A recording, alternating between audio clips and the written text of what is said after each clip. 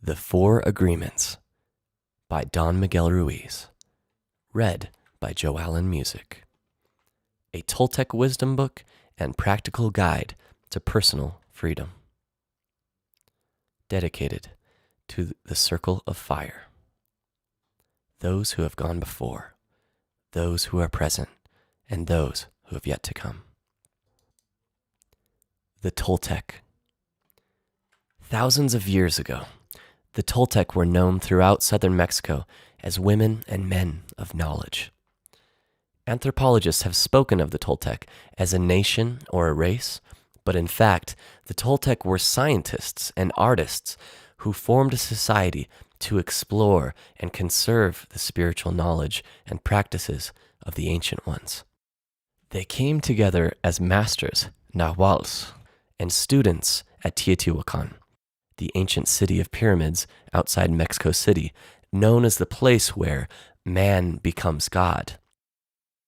Over the millennia, the Nahuals were forced to conceal their ancestral wisdom and maintain its existence in obscurity.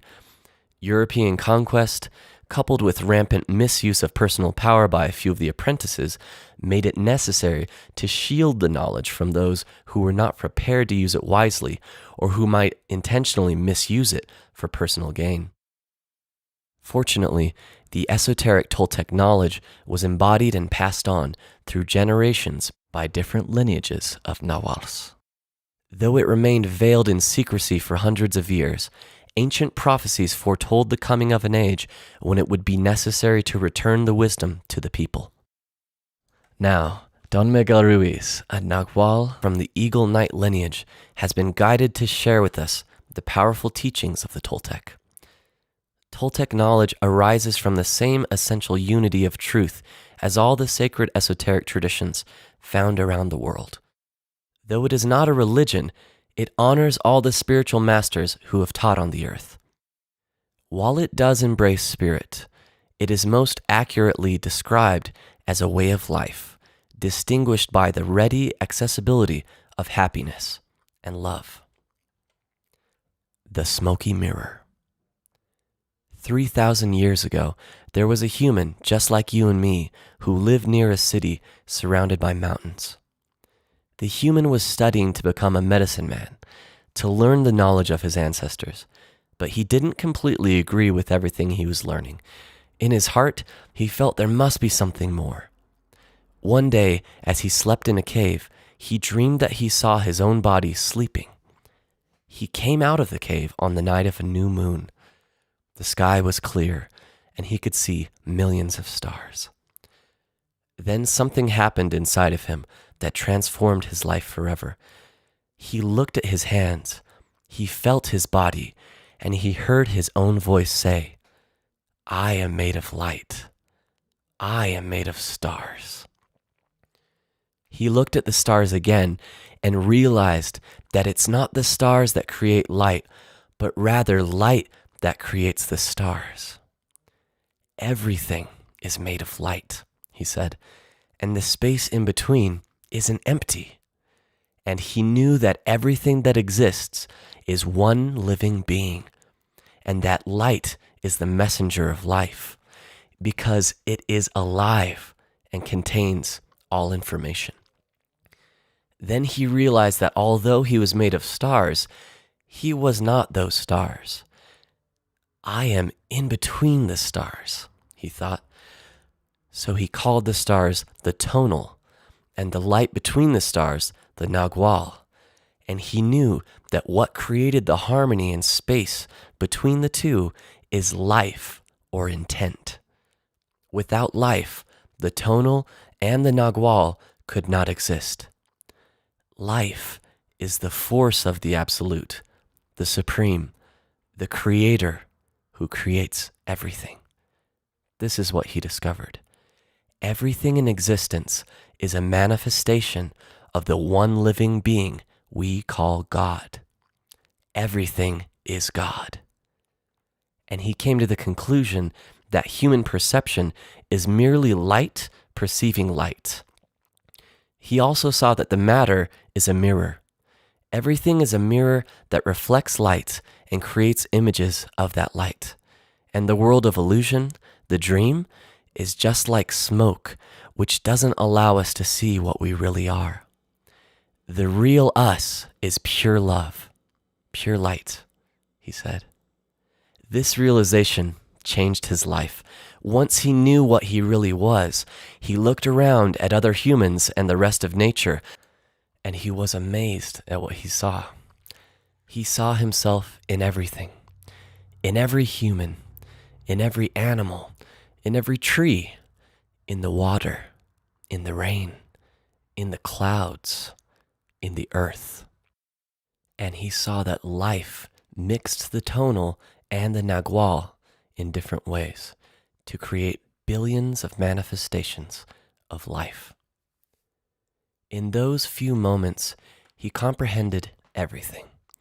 He was very excited, and his heart was filled with peace. He could hardly wait to tell his people what he had discovered, but there were no words to explain it. He tried to tell the others, but they could not understand. They could see that he had changed, that something beautiful was radiating from his eyes and his voice. They noticed that he no longer had judgment about anything or anyone. He was no longer like anyone else. He could understand everyone very well, but no one could understand him. They believed that he was an incarnation of God, and he smiled when he heard this, and he said, "It is true. I am God, but you are also God. We are the same, you and I. We are images of light. We are God." But still, the people didn't understand him. He had discovered that he was a mirror for the rest of the people, a mirror in which he could see himself. Everyone is a mirror, he said. He saw himself in everyone, but nobody saw him as themselves. And he realized that everyone was dreaming, but without awareness, without knowing what they really are. They couldn't see him as themselves because there was a wall of fog or smoke between the mirrors. And that wall of fog was made by the interpretation of images of light, the dream of humans. Then he knew that he would soon forget all that he had learned.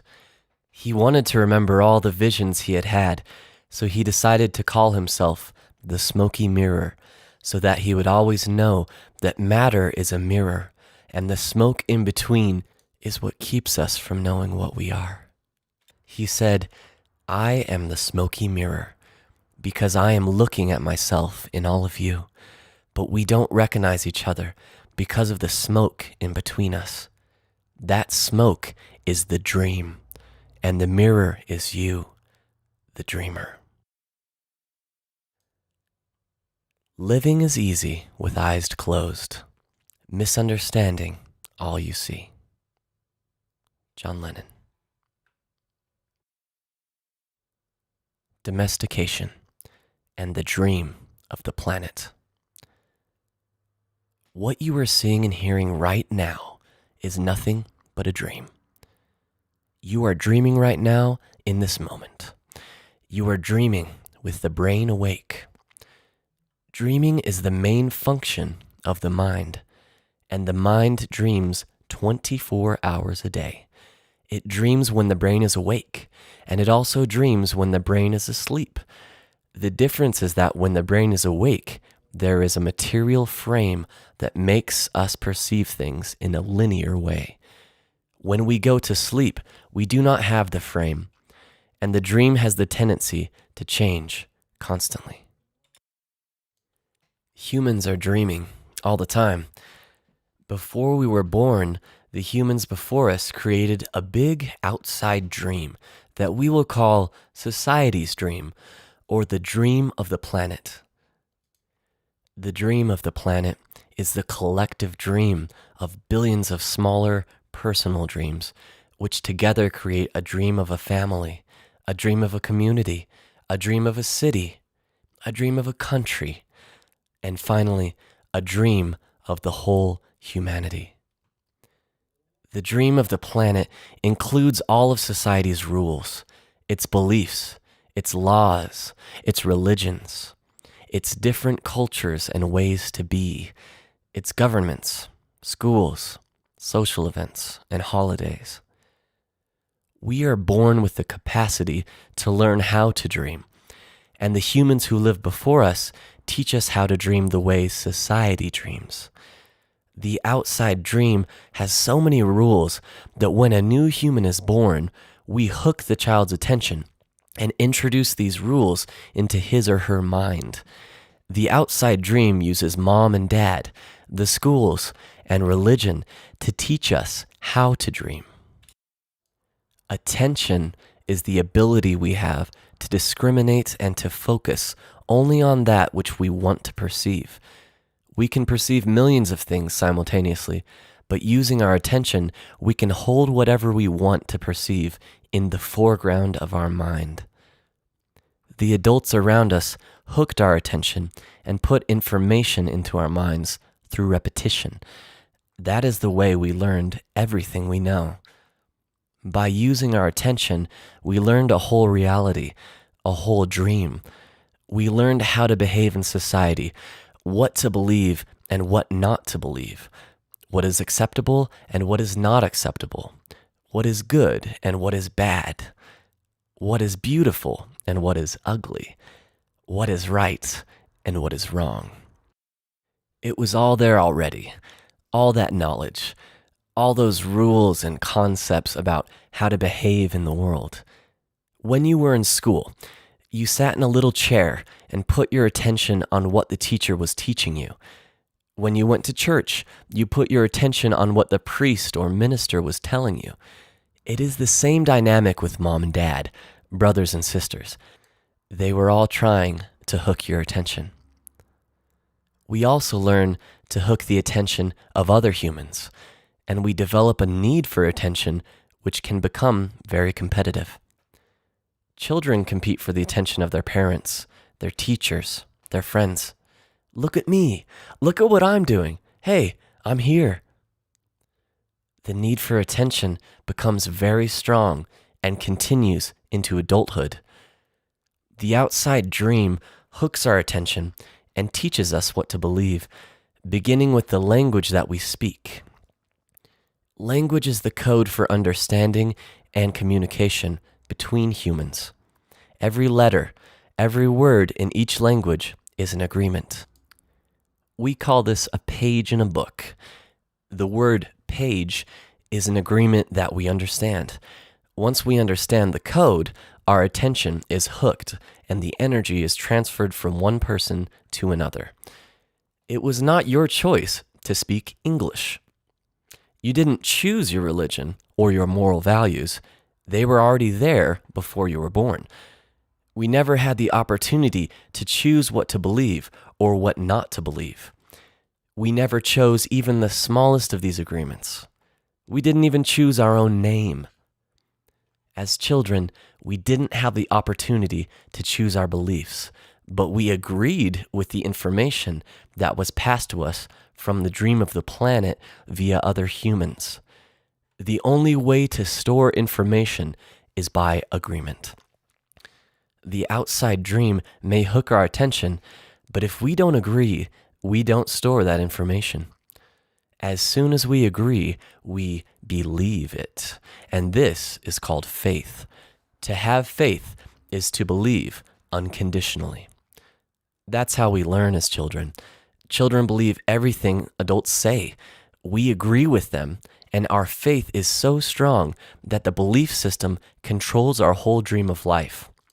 We didn't choose these beliefs, and we may have rebelled against them, but we were not strong enough to win the rebellion. The result is surrender to the beliefs with our agreement. I call this process the domestication of humans. And through this domestication, we learn how to live and how to dream. In human domestication, the information from the outside dream is conveyed to the inside dream, creating our whole belief system. First, the child is taught the names of things: mom, dad, milk, bottle. Day by day, at home, at school, at church, and from television, we are told how to live, what kind of behavior is acceptable. The outside dream teaches us how to be a human. We have a whole concept of what a woman is and what a man is. And we also learn to judge. We judge ourselves, judge other people, judge the neighbors. Children are domesticated the same way that we domesticate a dog, a cat, or any other animal. In order to teach a dog, we punish the dog and we give it rewards. We train our children, whom we love so much, the same way that we train any domesticated animal, with a system of punishment and reward. We are told, "You're a good boy," or "You're a good girl," when we do what mom and dad want us to do. When we don't, we are a bad girl or a bad boy. When we went against the rules, we were punished. And when we went along with the rules, we got a reward. We were punished many times a day, and we were also rewarded many times a day. Soon we became afraid of being punished and also afraid of not receiving the reward. The reward is the attention that we got from our parents or from other people like siblings, teachers, and friends. We soon develop a need to hook other people's attention in order to get the reward. The reward feels good, and we keep doing what others want us to do in order to get the reward. With that fear of being punished and that fear of not getting the reward, we start pretending to be what we are not, just to please others, just to be good enough for someone else. We try to please mom and dad. We try to please the teachers at school. We try to please the church. And so we start acting. We pretend to be what we are not because we are afraid of being rejected. The fear of being rejected becomes the fear of not being good enough. Eventually, we become someone that we are not. We become a copy of mama's beliefs, daddy's beliefs, society's beliefs, and religion's beliefs. All our normal tendencies are lost in the process of domestication. And when we are old enough for our mind to understand, we learn the word no. The adults say, "Don't do this and don't do that." We rebel and say, "No." We rebel because we are defending our freedom. We want to be ourselves, but we are very little, and the adults are big and strong. After a certain time, we are afraid because we know that every time we do something wrong, we are going to be punished. The domestication is so strong that at a certain point in our lives, we no longer need anyone to domesticate us. We don't need mom or dad, the school, or the church to domesticate us. We are so well trained that we are our own domesticator. We are an auto-domesticated animal. We can now domesticate ourselves according to the same belief system we were given and using the same system of punishment and reward. We punish ourselves when we don't follow the rules according to our belief system. We reward ourselves when we are the good boy or the good girl. The belief system is like a book of law that rules our mind. Without question, whatever is in that book of law is our truth. We base all our judgments according to the book of law, even if these judgments go against our own inner nature. Even moral laws like the Ten Commandments are programmed into our mind in the process of domestication. One by one, these agreements go into the book of law, and these agreements rule our dream. There is something in our minds that judges everybody and everything, including the weather, the dog, the cat, everything. The inner judge uses what is in our book of law to judge everything we do and don't do, everything we think and don't think, and everything we feel and don't feel. Everything lives under the tyranny of this judge. Every time we do something that goes against the book of law, the judge says we are guilty, we need to be punished, we should be ashamed. This happens many times a day, day after day, for all the years of our lives. There is another part of us that receives the judgments, and this part is called the victim. The victim carries the blame, the guilt, and the shame. It is the part of us that says, "Poor me, I'm not good enough. I'm not intelligent enough. I'm not attractive enough. I'm not worthy of love. Poor me." The big judge agrees and says, "Yes, you are not good enough." And this is all based on a belief system that we never chose to believe. These beliefs are so strong that even years later, when we are exposed to new concepts and try to make our own decisions, we find that these beliefs still control our lives. Whatever goes against the book of law will make you feel a funny sensation in your solar plexus, and it's called fear. Breaking the rules in the book of law opens your emotional wounds, and your reaction is to create emotional poison. Because everything that is in the book of law has to be true. Anything that challenges what you believe is going to make you feel unsafe. Even if the book of law is wrong, it makes you feel safe. That is why we need a great deal of courage to challenge our own beliefs.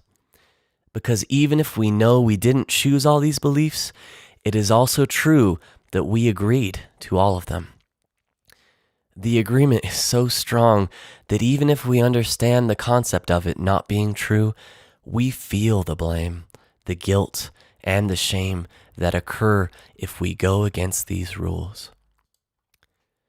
Just as the government has a book of laws that rule the society's dream, our belief system is the book of laws that rules our personal dream. All these laws exist in our mind. We believe them. And the judge inside us bases everything on these rules. The judge decrees, and the victim suffers the guilt and punishment. But who says there is justice in this dream? True justice is paying only once for each mistake. True injustice is paying more than once for each mistake. How many times do we pay for one mistake? The answer is thousands of times. The human is the only animal on earth that pays 1,000 times for the same mistake. The rest of the animals pay once for every mistake they make, but not us. We have a powerful memory.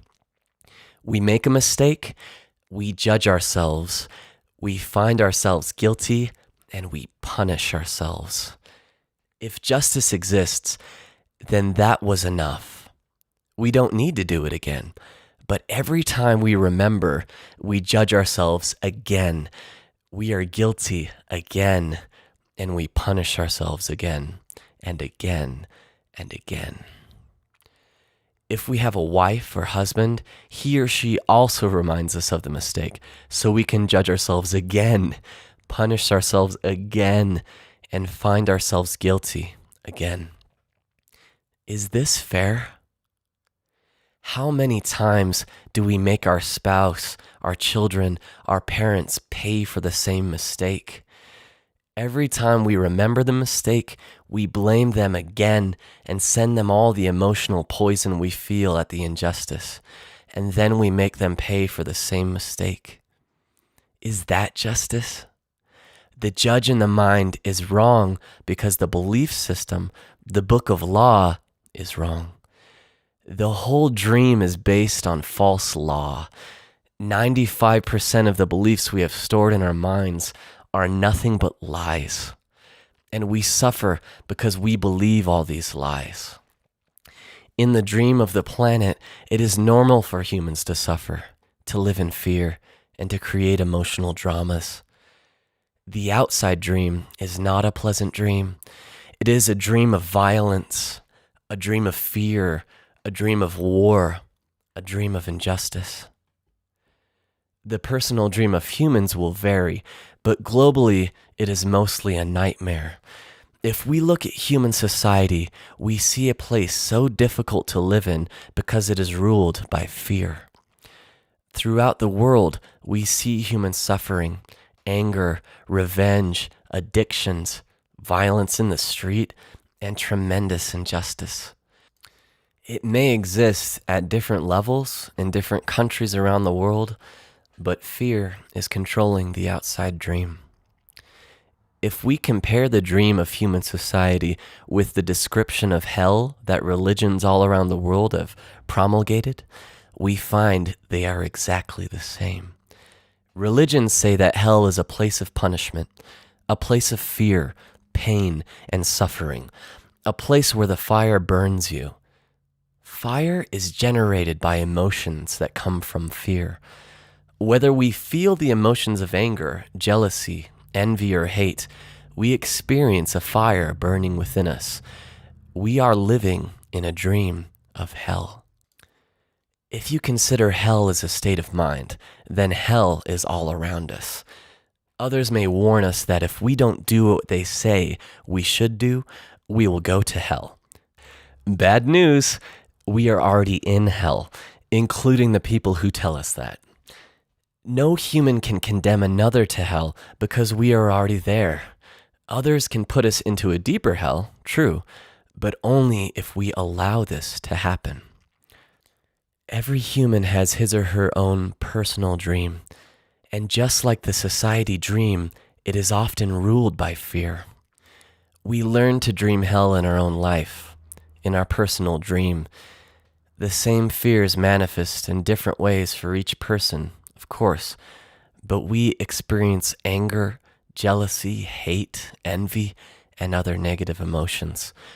Our personal dream can also become an ongoing nightmare where we suffer and live in a state of fear. But we don't need to dream a nightmare. It is possible to enjoy a pleasant dream. All of humanity is searching for truth, justice, and beauty. We are on an eternal search for the truth because we only believe in the lies we have stored in our mind. We are searching for justice because in the belief system we have, there is no justice. We search for beauty because it doesn't matter how beautiful a person is. We don't believe that person has beauty. We keep searching and searching when everything is already within us. There is no truth to find. Whenever we turn our heads, all we see is the truth. But with the agreements and beliefs we have stored in our mind, we have no eyes for this truth. We don't see the truth because we are blind. What blinds us are all those false beliefs we have in our mind. We have the need to be right and to make others wrong. We trust what we believe, and our beliefs set us up for suffering. It is as if we live in the middle of a fog that doesn't let us see any further than our own nose. We live in a fog that is not even real. This fog is a dream, your personal dream of life.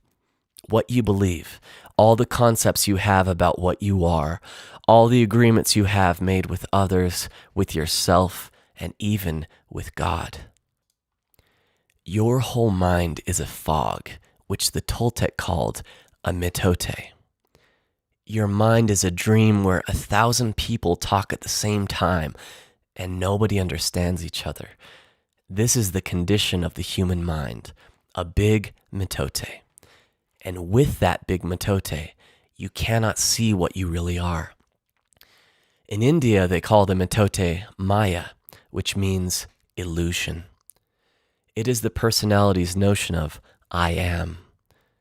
Everything you believe about yourself and the world, all the concepts and programming you have in your mind, are all the mitote. We cannot see who we truly are. We cannot see that we are not free. That is why humans resist life. To be alive is the biggest fear humans have. Death is not the biggest fear we have. Our biggest fear is taking the risk to be alive, the risk to be alive and express what we really are. Just being ourselves is the biggest fear of humans. We have learned to live our lives trying to satisfy other people's demands. We have learned to live by other people's points of view because of the fear of not being accepted and of not being good enough for someone else. During the process of domestication, we form an image of what perfection is in order to try to be good enough. We create an image of how we should be in order to be accepted by everybody. We especially try to please the ones who love us, like mom and dad, big brothers and sisters, the priests and the teacher. Trying to be good enough for them, we create an image of perfection, but we don't fit this image. We create this image, but this image is not real. We are never going to perfect this point of view. Never. Not being perfect, we reject ourselves. And the level of self-rejection depends upon how effective the adults were in breaking our integrity. After domestication, it is no longer about being good enough for anybody else. We are not good enough for ourselves because we don't fit with our own image of perfection. We cannot forgive ourselves for not being what we wish to be, or rather, what we believe we should be. We cannot forgive ourselves for not being perfect. We know we're not what we believe we are supposed to be, and so we feel false, frustrated, and dishonest. We try to hide ourselves, and we pretend to be what we are not. The result is that we feel unauthentic and wear social masks to keep others from noticing this. We are so afraid that somebody else will notice that we are not what we pretend to be. We judge others according to our image of perfection as well, and naturally, they fall short of our expectations. We dishonor ourselves just to please other people. We even do harm to our physical bodies just to be accepted by others. You see teenagers taking drugs just to avoid being rejected by other teenagers. They are not aware that the problem is that they don't accept themselves. They reject themselves because they are not what they pretend to be. They wish to be a certain way, but they are not. And for this, they carry shame and guilt. Humans punish themselves endlessly for not being what they believe they should be. They become very self-abusive, and they use other people to abuse themselves as well. But nobody abuses us more than we abuse ourselves. And it is the judge, the victim, and the belief system that make us do this. True, we find people who say their husband or wife or mother or father abused them, but you know that we abuse ourselves much more than that. The way we judge ourselves is the worst judge that ever existed. If we make a mistake in front of people, we try to deny the mistake and cover it up. But as soon as we are alone, the judge becomes so strong, the guilt is so strong, and we feel so stupid or so bad or so unworthy. In your whole life, nobody has ever abused you more than you have abused yourself. And the limit of your self-abuse is exactly the limit that you will tolerate from someone else. If someone else abuses you a little more than you abuse yourself, you will probably walk away from that person. But if someone abuses you a little less than you abuse yourself, you will probably stay in the relationship and tolerate it endlessly. If you abuse yourself very badly, you can even tolerate someone who beats you up, humiliates you, and treats you like dirt. Why? Because in your belief system, you say, I deserve it. This person is doing me a favor by being with me. I'm not worthy of love and respect. I'm not good enough. We have the need to be accepted and to be loved by others, but we cannot accept and love ourselves. The more self-love we have, the less we will experience self-abuse. Self-abuse comes from self-rejection, and self-rejection comes from having an image of what it means to be perfect and never measuring up to that ideal.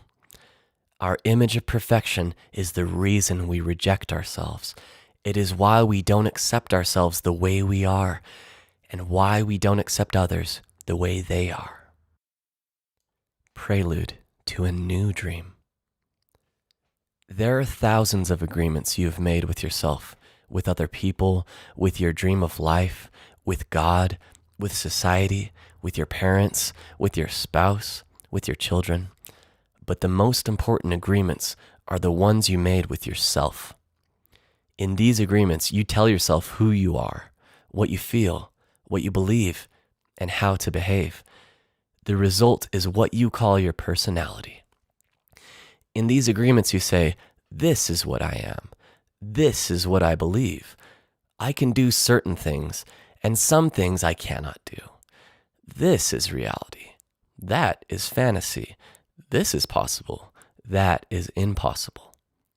One single agreement is not such a problem, but we have many agreements that make us suffer, that make us fail in life. If you want to live a life of joy and fulfillment, you have to find the courage to break those agreements that are fear-based and claim your personal power. The agreements that come from fear require us to expend a lot of energy, but the agreements that come from love help us to conserve energy and even gain extra energy. Each of us is born with a certain amount of personal power that we rebuild every day after we rest. Unfortunately, we spend all our personal power first to create all these agreements and then to keep these agreements. Our personal power is dissipated by all the agreements we have created, and the result is that we feel powerless. We have just enough power to survive each day, because most of it is used to keep the agreements that trap us in the dream of the planet. How can we change the entire dream of our life when we have no power to change even the smallest agreement? If we can see it is our agreements that rule our own life, and we don't like the dream of our life, we need to change the agreements.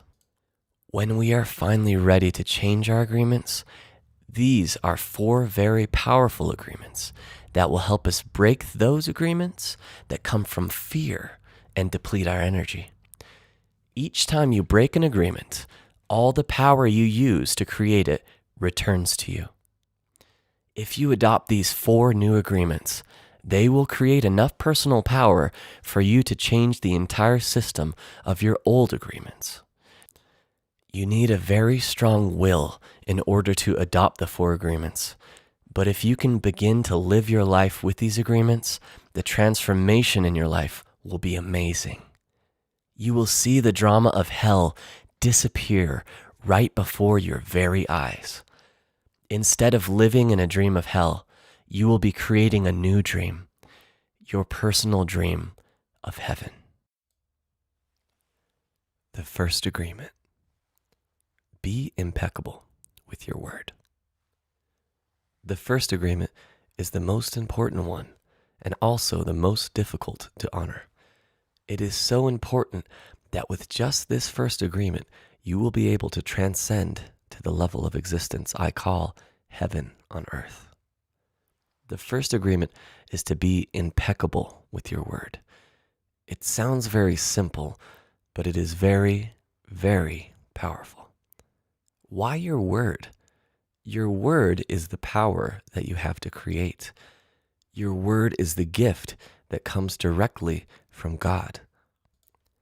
The Gospel of John in the Bible, speaking of the creation of the universe, says, "In the beginning was the Word, and the Word was with God, and the Word is God." Through the word, you express your creative power. It is through the word that you manifest everything. Regardless of what language you speak, your intent manifests through the word. What you dream, what you feel, and what you really are will all be manifested through the word. The word is not just a sound or a written symbol. The word is a force. It is the power you have to express and communicate, to think, and thereby to create the events in your life. You can speak. What other animal on the planet can speak? The word is the most powerful tool you have as a human. It is the tool of magic. But like a sword with 2 edges, your word can create the most beautiful dream, or your word can destroy everything around you. One edge is the misuse of the word, which creates a living hell. The other edge is the impeccability of the word, which will only create beauty, love, and heaven on earth. Depending upon how it is used, the word can set you free, or it can enslave you even more than you know. All the magic you possess is based on your word. Your word is pure magic, and misuse of your word is black magic. The word is so powerful that one word can change a life or destroy the lives of millions of people. Some years ago, one man in Germany, by the use of the word, manipulated a whole country of the most intelligent people. He led them into a world war with just the power of his word. He convinced others to commit the most atrocious acts of violence. He activated people's fear with the word, and like a big explosion, there was killing and war all around the world. All over the world, humans destroyed other humans because they were afraid of each other. Hitler's word, based on fear-generated beliefs and agreements, will be remembered for centuries. The human mind is like a fertile ground where seeds are continually being planted. The seeds are opinions, ideas, and concepts. You plant a seed, a thought, and it grows. The word is like a seed, and the human mind is so fertile. The only problem is that too often it is fertile for the seeds of fear. Every human mind is fertile, but only for those kinds of seeds it is prepared for. What is important is to see which kind of seeds our mind is fertile for, and to prepare to receive the seeds of love.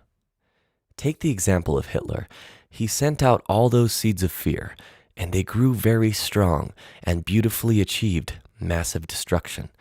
Seeing the awesome power of the word, we must understand what power comes out of our mouths. One fear or doubt planted in our mind can create an endless drama of events. One word is like a spell, and humans use the word like black magicians, thoughtlessly putting spells on each other. Every human is a magician, and we can either put a spell on someone with our word, or we can release someone from a spell. We cast spells all the time with our opinions. An example, I see a friend and give him an opinion that just popped into my mind. I say, I see that kind of color in your face in people who are going to get cancer. If he listens to the word, and if he agrees, he will have cancer in less than 1 year. That is the power of the word. During our domestication, our parents and siblings gave their opinions about us without even thinking. We believed these opinions, and we lived in fear over these opinions, like not being good at swimming or sports or writing.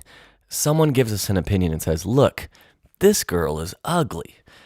The girl listens, believes she is ugly, and grows up with the idea that she is ugly. It doesn't matter how beautiful she is.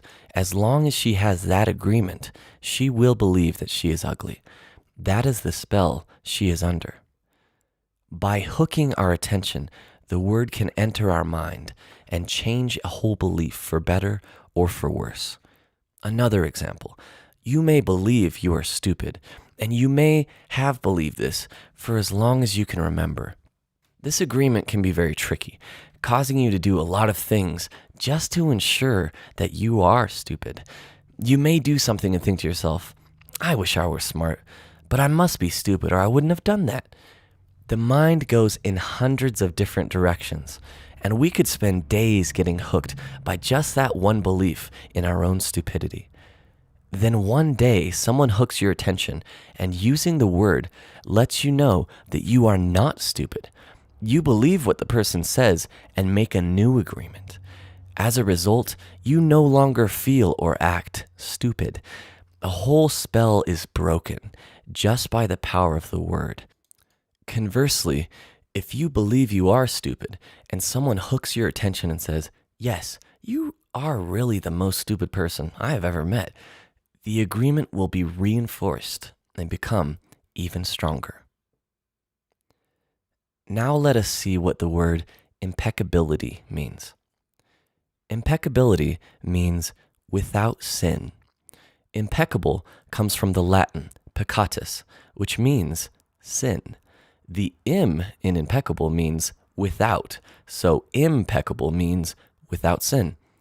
Religions talk about sin and sinners, but let's understand what it really means to sin. A sin is anything that you do which goes against yourself. Everything you feel or believe or say that goes against yourself is a sin. You go against yourself when you judge or blame yourself for anything. Being without sin is exactly the opposite. Being impeccable is not going against yourself. When you are impeccable, you take responsibility for your actions, but you do not judge or blame yourself. From this point of view, the whole concept of sin changes from something moral or religious to something common sense. Sin begins with rejection of yourself. Self-rejection is the biggest sin that you commit. In religious terms, self-rejection is a mortal sin, which leads to death. Impeccability, on the other hand, leads to life. Being impeccable with your word is not using the word against yourself. If I see you in the street and I call you stupid, it appears that I'm using the word against you, but really, I'm using my word against myself because you're going to hate me for this, and your hating me is not good for me. Therefore, if I get angry and with my words send all that emotional poison to you, I'm using the word against myself. If I love myself, I will express that love in my interactions with you.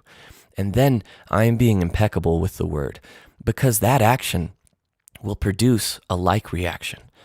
If I love you, then you will love me. If I insult you, you will insult me. If I have gratitude for you, you will have gratitude for me. If I'm selfish with you, you will be selfish with me. If I use the word to put a spell on you, you are going to put a spell on me. Being impeccable with your word is the correct use of your energy. It means to use your energy in the direction of truth and love for yourself. If you make an agreement with yourself to be impeccable with your word, just with that intention, the truth will manifest through you and clean all the emotional poison that exists within you. But making this agreement is difficult because we have learned to do precisely the opposite.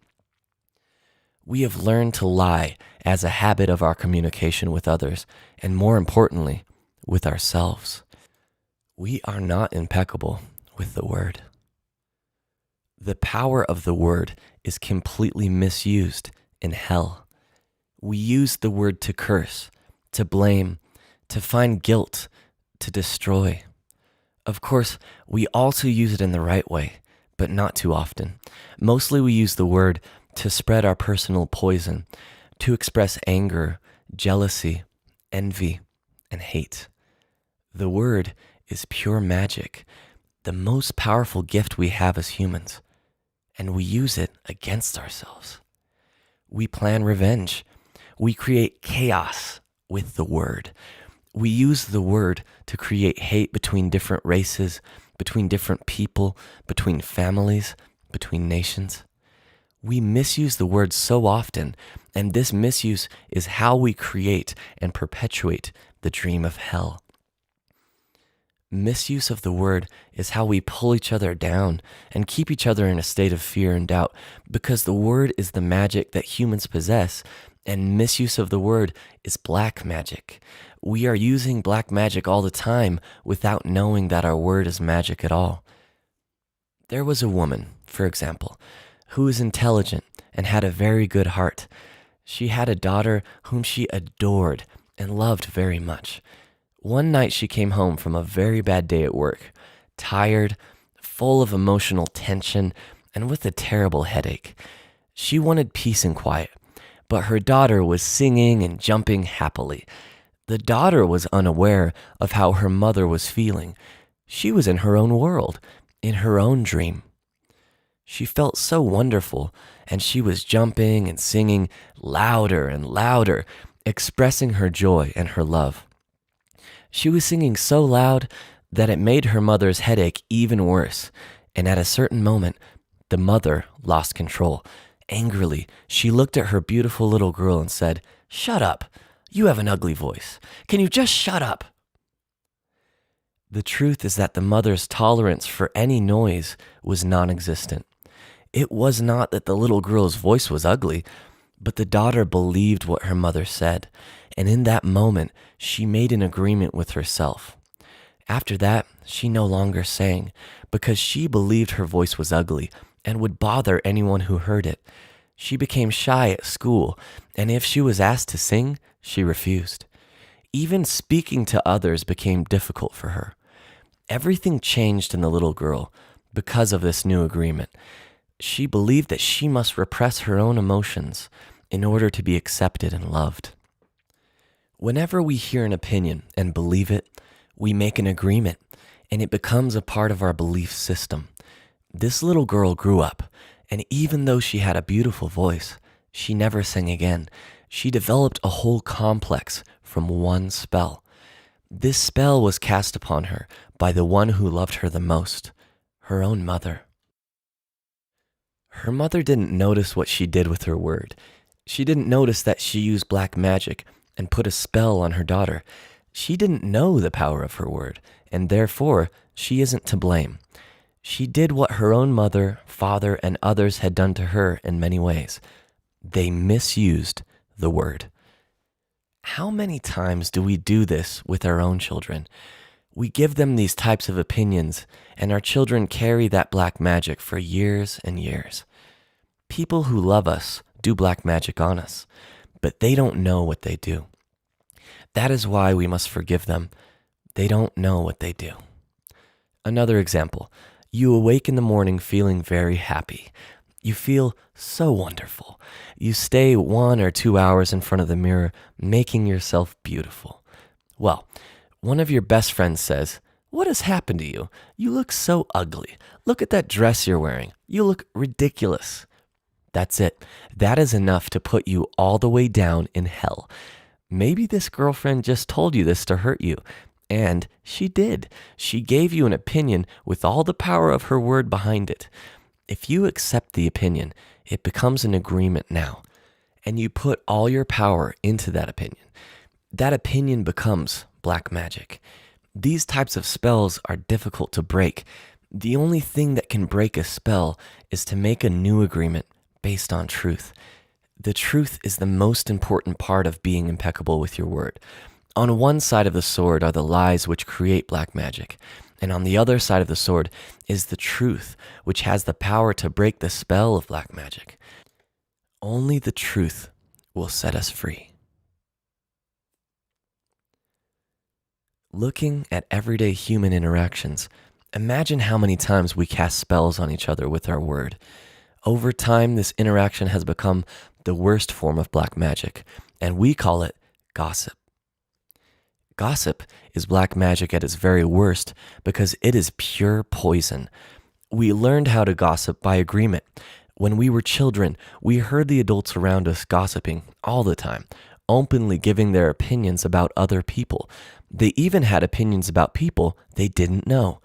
Emotional poison was transferred along with the opinions, and we learned this as the normal way to communicate. Gossiping has become the main form of communication in human society. It has become the way we feel close to each other, because it makes us feel better to see someone else feel as badly as we do.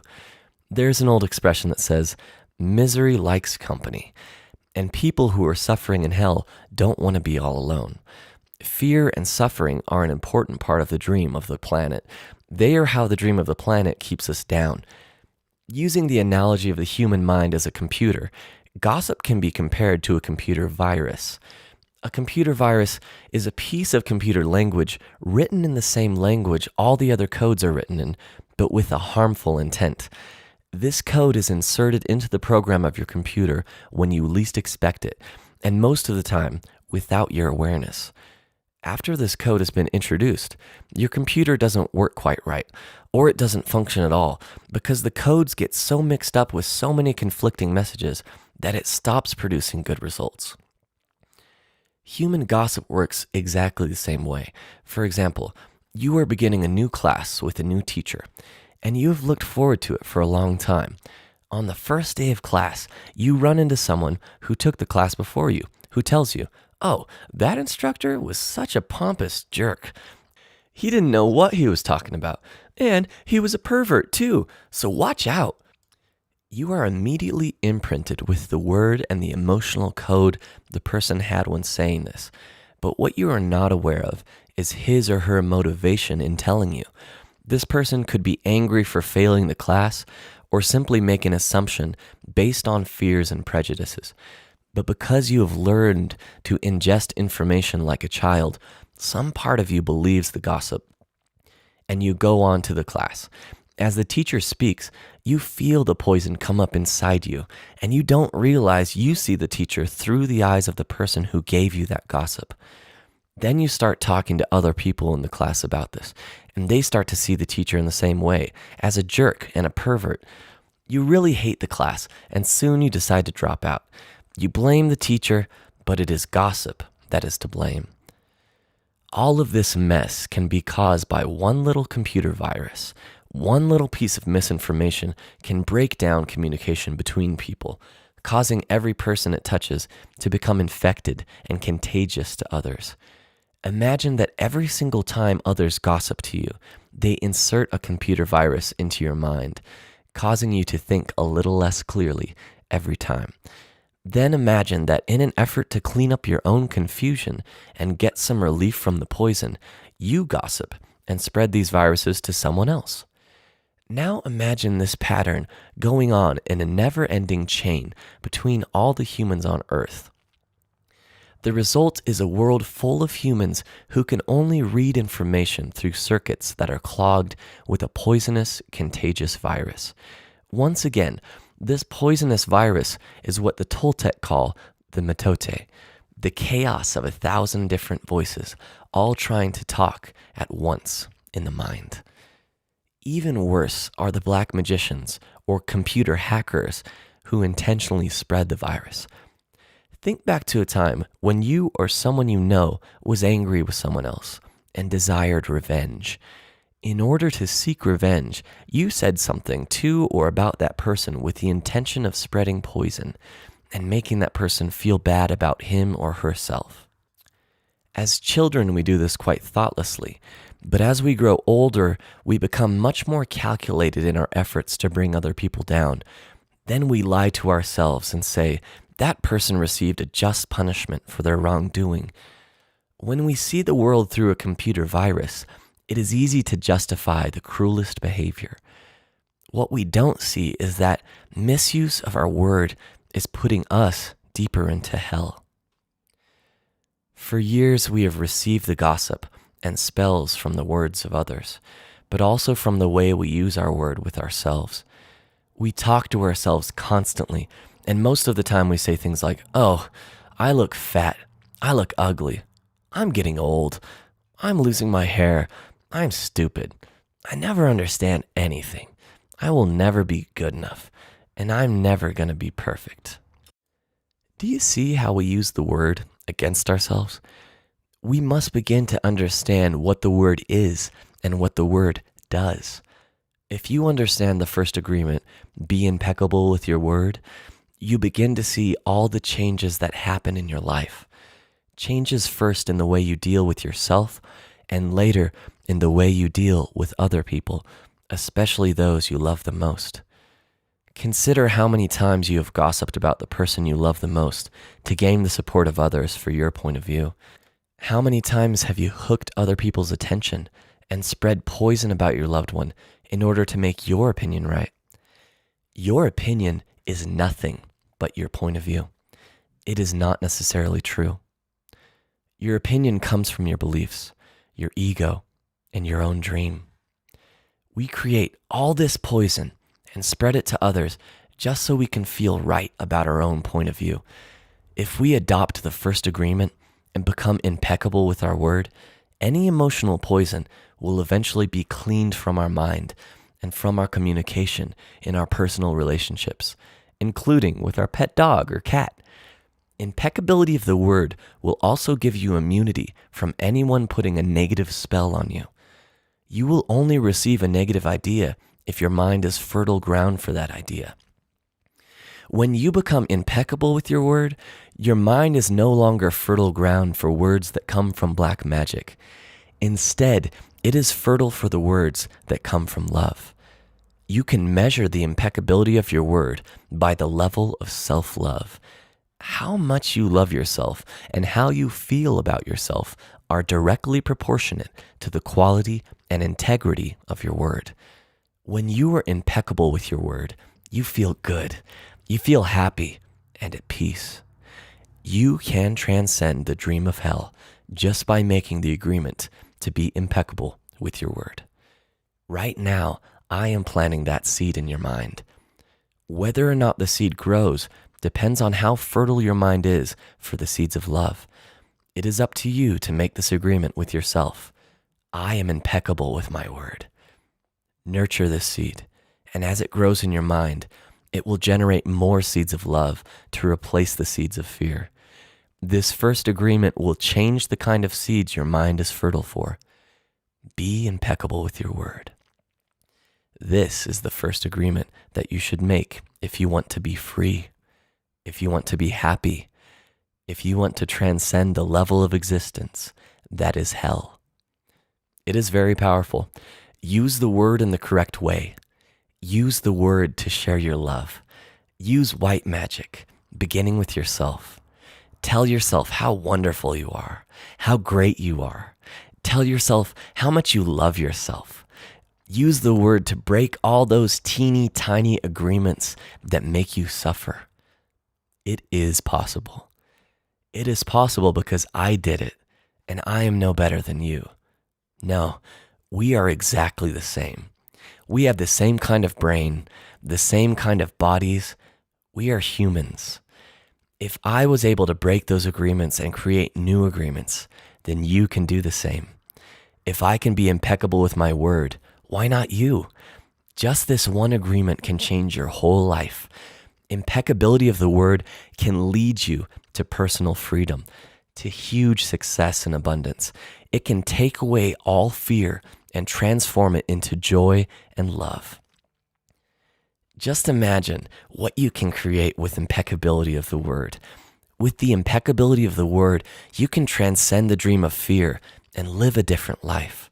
You can live in heaven in the middle of thousands of people living in hell because you are immune to that hell.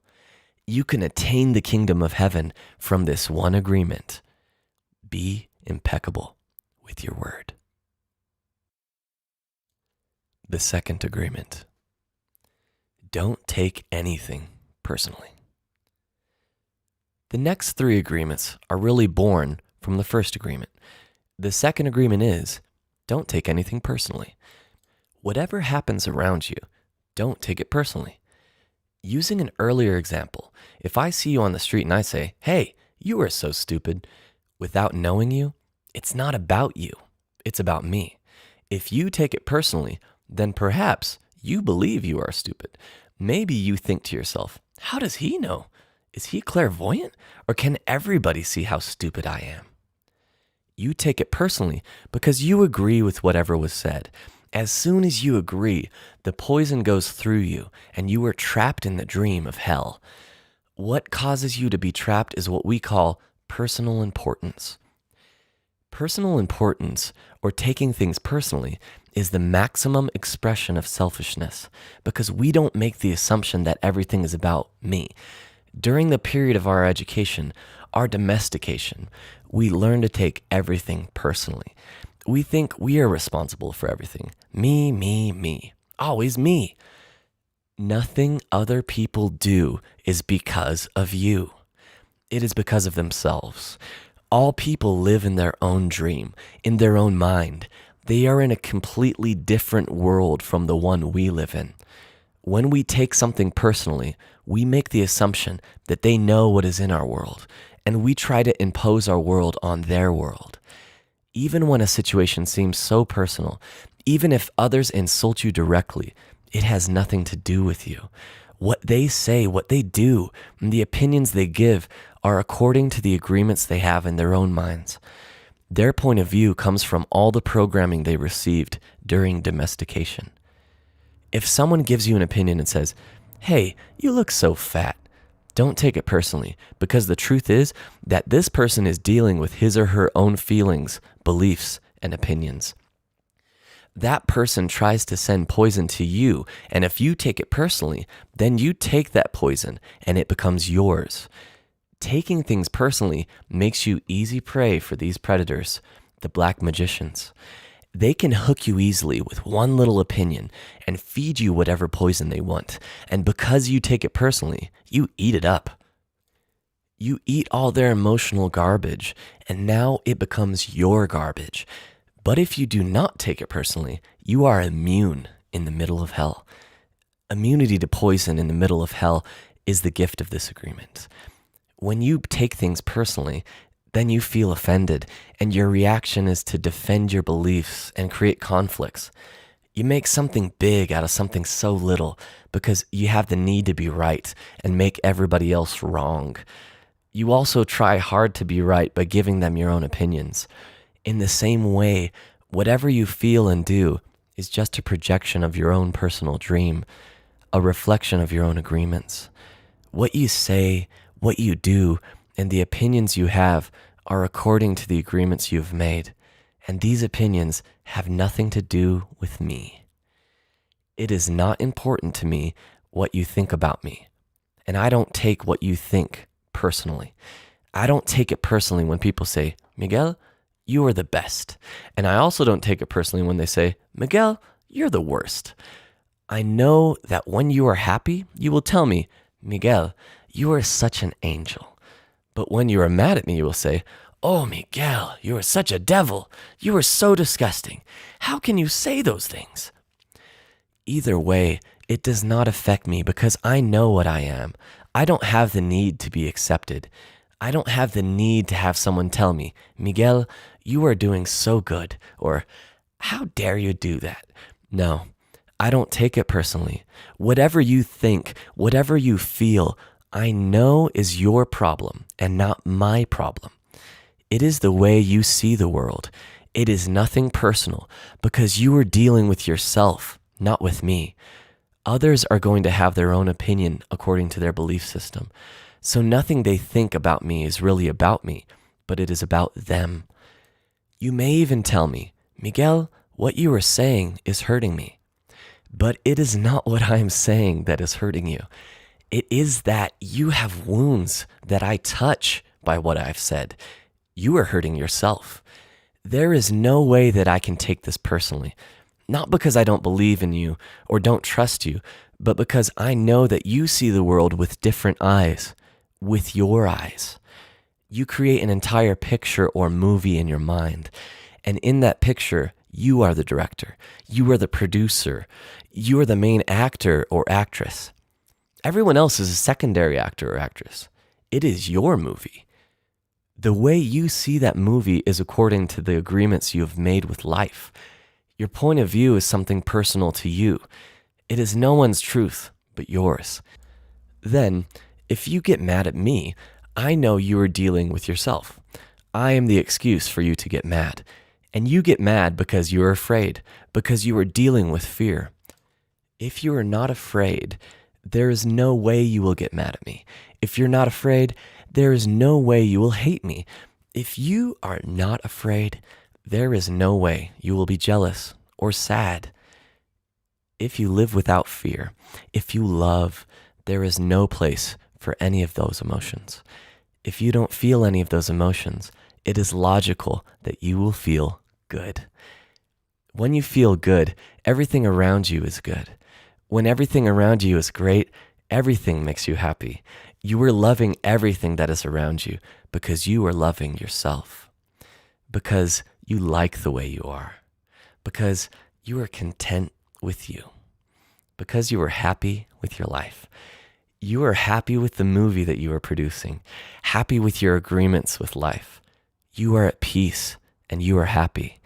You live in that state of bliss where everything is so wonderful and everything is so beautiful.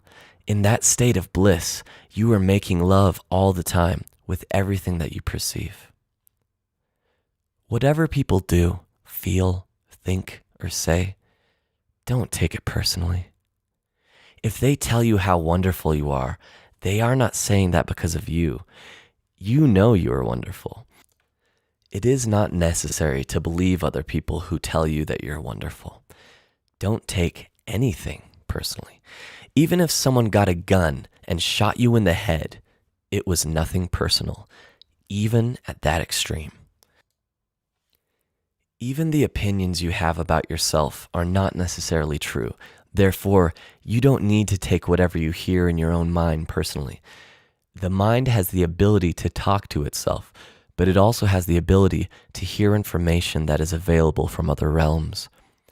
Sometimes you hear a voice in your mind, and you may wonder where it came from. This voice may have come from another reality in which there are living beings very similar to the human mind. The Toltec call these beings allies. In Europe, Africa, and India, they called them the gods. Our mind also exists in the level of the gods. Our mind also lives in that reality and can perceive that reality. The mind sees with the eyes and perceives this waking reality, but the mind also sees and perceives without the eyes. Although the reason is hardly aware of this perception, the mind lives in more than one dimension. There may be times when you have ideas that don't originate in your mind, but you are perceiving them with your mind. You have the right to believe or not believe these voices, and the right not to take what they say personally. We have a choice whether or not to believe the voices we hear within our own minds, just as we have a choice of what to believe and agree with in the dream of the planet. The mind can also talk and listen to itself. The mind is divided as your body is divided. Just as you can say, I have one hand and I can shake my other hand and feel the other hand. The mind can talk to itself. Part of the mind is speaking and the other part is listening. It is a big problem when 1,000 parts of your mind are all speaking at the same time. This is called a mitote, remember? The mitote can be compared to a huge marketplace where thousands of people are talking and bartering at the same time. Each one has different thoughts and feelings. Each one has a different point of view. The programming in the mind, all those agreements we have made, are not necessarily compatible with each other. Every agreement is like a separate living being. It has its own personality and its own voice. There are conflicting agreements that go against other agreements, and on until it becomes a big war in the mind. The mitote is the reason humans hardly know what they want, how they want it, or when they want it. They don't agree with themselves because there are parts of the mind that want one thing and other parts that want exactly the opposite. Some part of the mind has objections to certain thoughts and actions, and another part supports the actions of the opposing thoughts. All these little living beings create inner conflict because they are alive and they each have a voice. Only by making an inventory of our agreements will we uncover all of the conflicts in the mind and eventually make order out of the chaos of the mitote. Don't take anything personally, because by taking things personally, you set yourself up to suffer for nothing. Humans are addicted to suffering at different levels and to different degrees, and we support each other in maintaining these addictions. Humans agree to help each other suffer. If you have the need to be abused, you will find it easy to be abused by others. Likewise, if you are with people who need to suffer, something in you makes you abuse them. It is as if they have a note on their back that says, "Please kick me." They are asking for justification for their suffering. Their addiction to suffering is nothing but an agreement that is reinforced every day. Wherever you go, you will find people lying to you. And as your awareness grows, you will notice that you also lie to yourself. Do not expect people to tell you the truth because they also lie to themselves. You have to trust yourself and choose to believe or not to believe what someone says to you. When we really see other people as they are without taking it personally, we can never be hurt by what they say or do. Even if others lie to you, it is okay. They are lying to you because they are afraid. They are afraid you will discover that they are not perfect. It is painful to take that social mask off. If others say one thing but do another, you are lying to yourself if you don't listen to their actions. But if you are truthful with yourself, you will save yourself a lot of emotional pain. Telling yourself the truth about it may hurt, but you don't need to be attached to the pain. Healing is on the way, and it's just a matter of time before things will be better for you. If someone is not treating you with love and respect, it is a gift if they walk away from you. If that person doesn't walk away, you will surely endure many years of suffering with him or her. Walking away may hurt for a while, but your heart will eventually heal. Then you can choose what you really want. You will find that you don't need to trust others as much as you need to trust yourself to make the right choices. When you make it a strong habit not to take anything personally, you avoid many upsets in your life. Your anger, jealousy, and envy will disappear. And even your sadness will simply disappear if you don't take things personally. If you can make this second agreement a habit, you will find that nothing can put you back into hell. There's a huge amount of freedom that comes to you when you take nothing personally. You become immune to black magicians, and no spell can affect you, regardless of how strong it may be. The whole world can gossip about you, and if you don't take it personally, you are immune. Someone can intentionally send emotional poison, and if you don't take it personally, you will not eat it. When you don't take the emotional poison, it becomes even worse in the sender, but not in you. You can see how important this agreement is. Taking nothing personally helps you break many habits and routines that trap you in the dream of hell and cause needless suffering. Just by practicing the second agreement, you begin to break dozens of teeny tiny agreements that cause you to suffer. And if you practice the first two agreements, you will break 75% of the teeny tiny agreements that keep you trapped in hell. Write this agreement on paper and put it on your refrigerator to remind you all the time. Don't take anything personally. As you make a habit of not taking anything personally, you won't need to place your trust in what others do or say. You will only need to trust yourself to make responsible choices. You are never responsible for the actions of others. You are only responsible for you. When you truly understand this and refuse to take things personally, you can hardly be hurt by the careless comments or actions of others. If you keep this agreement, you can travel around the world with your heart completely open and no one can hurt you. You can say, "I love you," without fear of being ridiculed or rejected. You can ask for what you need. You can say yes, or you can say no, whatever you choose, without guilt or self-judgment. You can choose to follow your heart, always.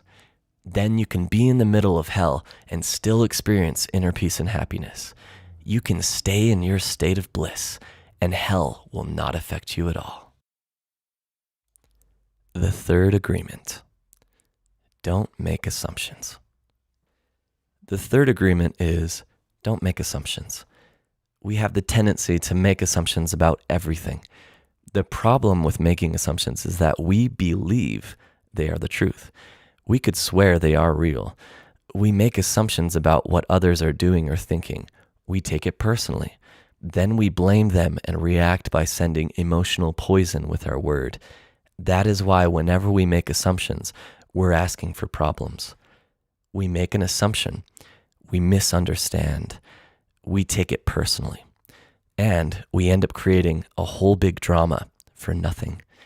All the sadness and drama you have lived in your life was rooted in making assumptions and taking things personally.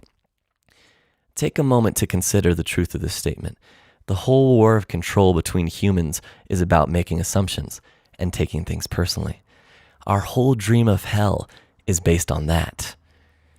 We create a lot of emotional poison just by making assumptions and taking it personally, because usually we start gossiping about our assumptions. Remember, gossiping is the way we communicate to each other in the dream of hell and transfer poison to one another. Because we are afraid to ask for clarification, we make assumptions, and we believe we are right about the assumptions.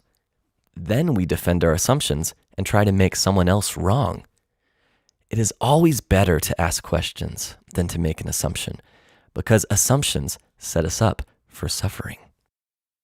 The big mitote in the human mind creates a lot of chaos, which causes us to misinterpret everything and misunderstand everything. We only see what we want to see and hear what we want to hear.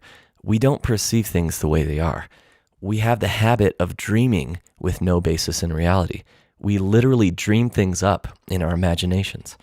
Because we don't understand something, we make an assumption about the meaning. And when the truth comes out, the bubble of our dream pops, and we find out it was not what we thought it was at all. An example, you are walking in the mall and you see a person you like. That person turns to you and smiles and then walks away.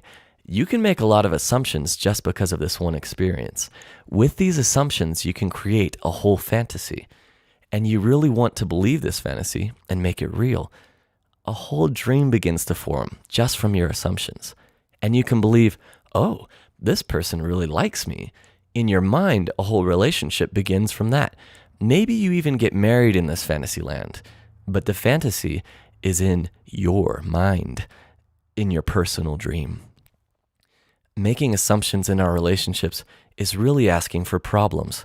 Often we make the assumption that our partners know what we think and that we don't have to say what we want. We assume they are going to do what we want because they know us so well. If they don't do what we assume they should do, we feel so hurt and say, "You should have known." Another example, you decide to get married and you make the assumption that your partner sees marriage the same way that you do.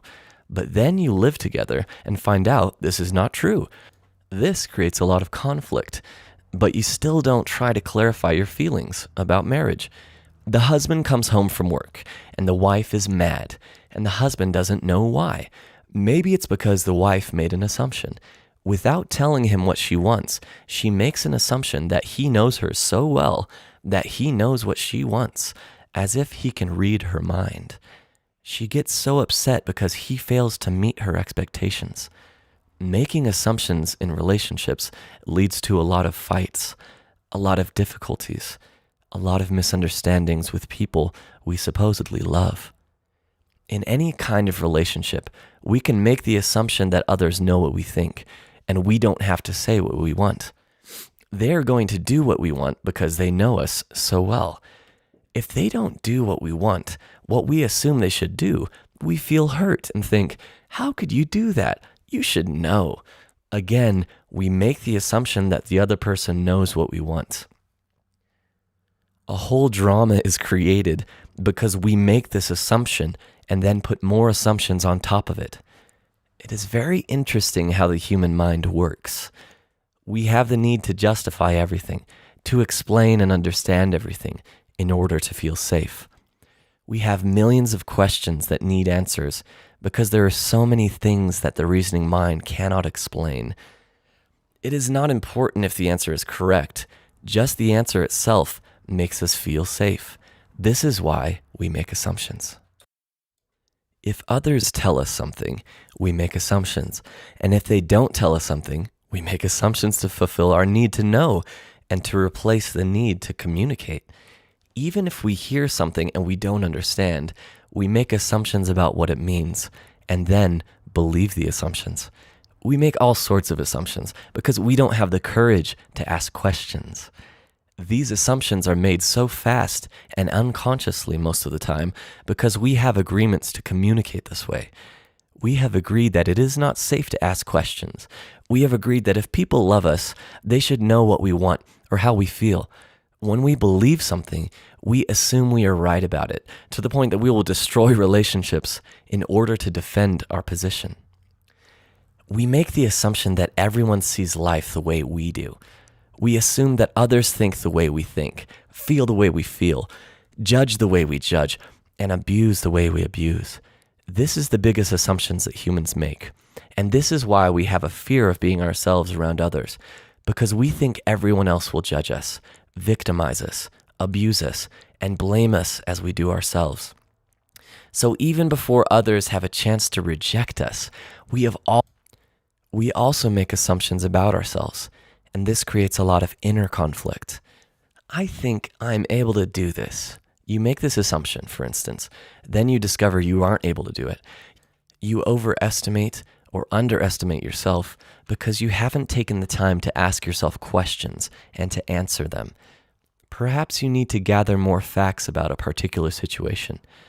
Or maybe you need to stop lying to yourself about what you truly want. Often when you go into a relationship with someone you like, you have to justify why you like that person. You only see what you want to see, and you deny there are things you don't like about that person. You lie to yourself just to make yourself right. Then you make assumptions, and one of the assumptions is, my love will change this person. But this is not true. Your love will not change anybody. If others change, it's because they want to change, not because you can change them. Then something happens between the two of you, and you get hurt. Suddenly you see what you didn't want to see before, only now it is amplified by your emotional poison. Now you have to justify your emotional pain and blame them for your choices. We don't need to justify love. It is there or not there. Real love is accepting other people the way they are without trying to change them. If we try to change them, this means we don't really like them. Of course, if you decide to live with someone, if you make that agreement, it is always better to make that agreement with someone who is exactly the way you want him or her to be. Find someone whom you don't have to change at all. It is much easier to find someone who is already the way you want him or her to be, instead of trying to change that person. Also, that person must love you just the way you are, so he or she doesn't have to change you at all. If others feel that they have to change you, that means they really don't love you just the way you are. So why be with someone if you're not the way he or she wants you to be? We have to be what we are, so we don't have to present a false image. If you love me the way that I am, okay, take me. If you don't love me the way that I am, okay, bye-bye, find someone else. It may sound harsh, but this kind of communication means the personal agreements we make with others are clear and impeccable. Just imagine the day that you stop making assumptions with your partner and eventually with everyone else in your life. Your way of communicating will change completely, and your relationships will no longer suffer from conflicts created by mistaken assumptions. The way to keep yourself from making assumptions is to ask questions. Make sure the communication is clear. If you don't understand, ask. Have the courage to ask questions until you are clear as you can be, and even then, do not assume you know all there is to know about a given situation. Once you hear the answer, you will not have to make assumptions because you will know the truth. Also, find your voice to ask for what you want. Everybody has the right to tell you no or yes, but you always have the right to ask. Likewise, everybody has the right to ask you, and you have the right to say yes or no. If you don't understand something, it is better for you to ask and be clear instead of making an assumption. The day you stop making assumptions, you will communicate cleanly and clearly, free of emotional poison.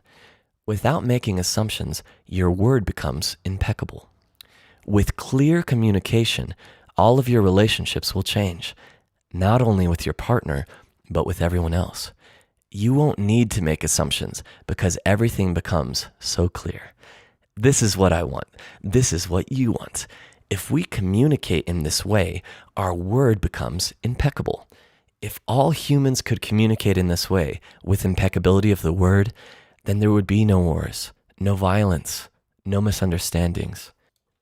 All human problems would be resolved if we could just have good, clear communication. This, then, is the third agreement. Don't make assumptions. Just saying this sounds easy, but I understand that it is difficult to do. It is difficult because we so often do exactly the opposite. We have all these habits and routines that we are not even aware of. Becoming aware of these habits and understanding the importance of this agreement is the first step. But understanding its importance is not enough. Information or an idea is merely the seed in your mind. What will really make the difference is action. Taking the action over and over again strengthens your will, nurtures the seed, and establishes a solid foundation for the new habit to grow. After many repetitions, these new agreements will become second nature, and you will see how the magic of your word transforms you from a black magician into a white magician. A white magician uses the word for creation, giving, sharing, and loving. By making this one agreement a habit, your whole life will be completely transformed. When you transform your whole dream, magic just happens in your life. What you need comes to you easily because spirit moves freely through you. This is the mastery of intent, the mastery of spirit, the mastery of love, the mastery of gratitude, and the mastery of life. This is the goal of the Toltec. This is the path to personal freedom. The fourth agreement: always do your best.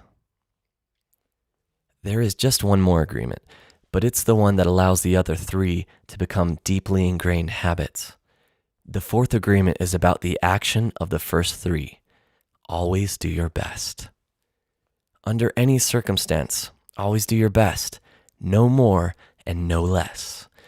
But keep in mind that your best is never going to be the same from one moment to the next. Everything is alive and changing all the time, so your best will sometimes be high quality and other times it will not be as good. When you wake up refreshed and energized in the morning, your best will be better than when you were tired at night. Your best will be different when you are healthy as opposed to sick, or sober as opposed to drunk. Your best will depend on whether you're feeling wonderful and happy or upset, angry, or jealous. In your everyday moods, your best can change from one moment to another, from 1 hour to the next, from one day to another. Your best will also change over time. As you build the habit of the 4 new agreements, your best will become better than it used to be. Regardless of the quality, keep doing your best. No more and no less than your best. If you try too hard to do more than your best, you will spend more energy than is needed, and in the end, your best will not be enough. When you overdo, you deplete your body and go against yourself, and it will take you longer to accomplish your goal. But if you do less than your best, you subject yourself to frustrations, self-judgment, guilt, and regrets. Just do your best in any circumstance in your life. It doesn't matter if you are sick or tired. If you always do your best, there is no way you can judge yourself. And if you don't judge yourself, there's no way you're going to suffer from guilt, blame, or self-punishment. By always doing your best, you will break a big spell that you have been under. There was a man who wanted to transcend his suffering, so he went to a Buddhist temple to find a master to help him. He went to the master and asked, "Master, if I meditate 4 hours a day, how long will it take me to transcend?" The master looked at him and said, "If you meditate 4 hours a day, perhaps you will transcend in 10 years. Thinking he could do better, the man then said, "Oh, master, what if I meditated 8 hours a day? How long would it take me to transcend?" The master looked at him and said, "If you meditate 8 hours a day, perhaps you will transcend in 20 years. "But why will it take me longer if I meditate more?" the man asked.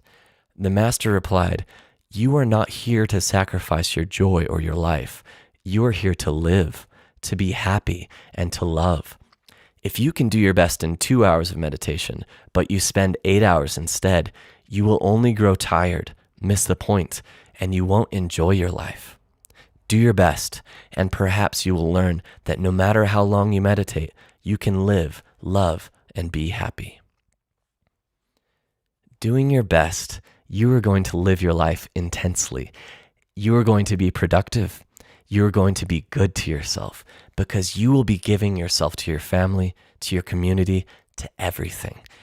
But it is the action that is going to make you feel intensely happy. When you always do your best, you take action. Doing your best is taking the action because you love it, not because you're expecting a reward. Most people do exactly the opposite. They only take action when they expect a reward, and they don't enjoy the action. And that's the reason why they don't do their best. For example, most people go to work every day just thinking of payday and the money they will get from the work they are doing.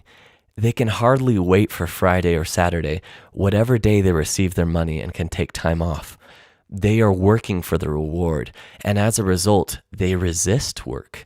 They try to avoid the action, and it becomes more difficult, and they don't do their best. They work so hard all week long, suffering the work, suffering the action. Not because they like to, but because they feel they have to. They have to work because they have to pay the rent, because they have to support their family. They have all that frustration, and when they do receive their money, they are unhappy. They have 2 days to rest and do what they want to do. And what do? They try to escape.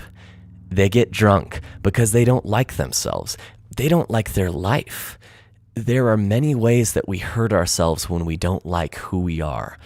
On the other hand, if you take action just for the sake of doing it, without expecting a reward, you will find that you enjoy every action you do. Rewards will come, but you are not attached to the reward. You can even get more than you would have imagined for yourself without expecting a reward. If we like what we do, if we always do our best, then we are really enjoying life. We are having fun. We don't get bored. We don't have frustrations. When you do your best, you don't give the judge the opportunity to find you guilty or to blame you.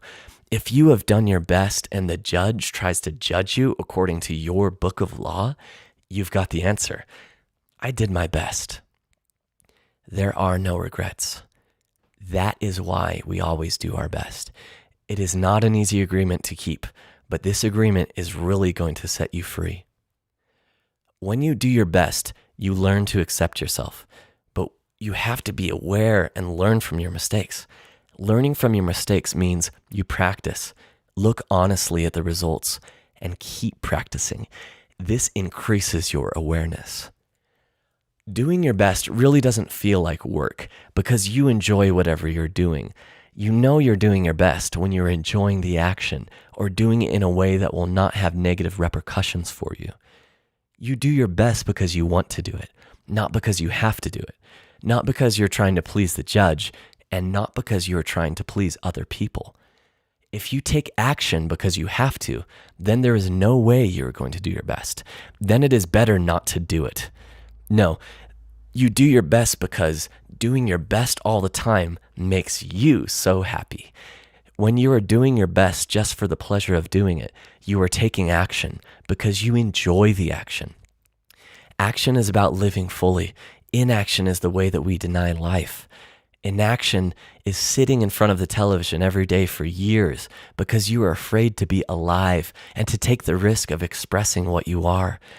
Expressing what you are is taking action. You can have many great ideas in your head, but what makes the difference is the action.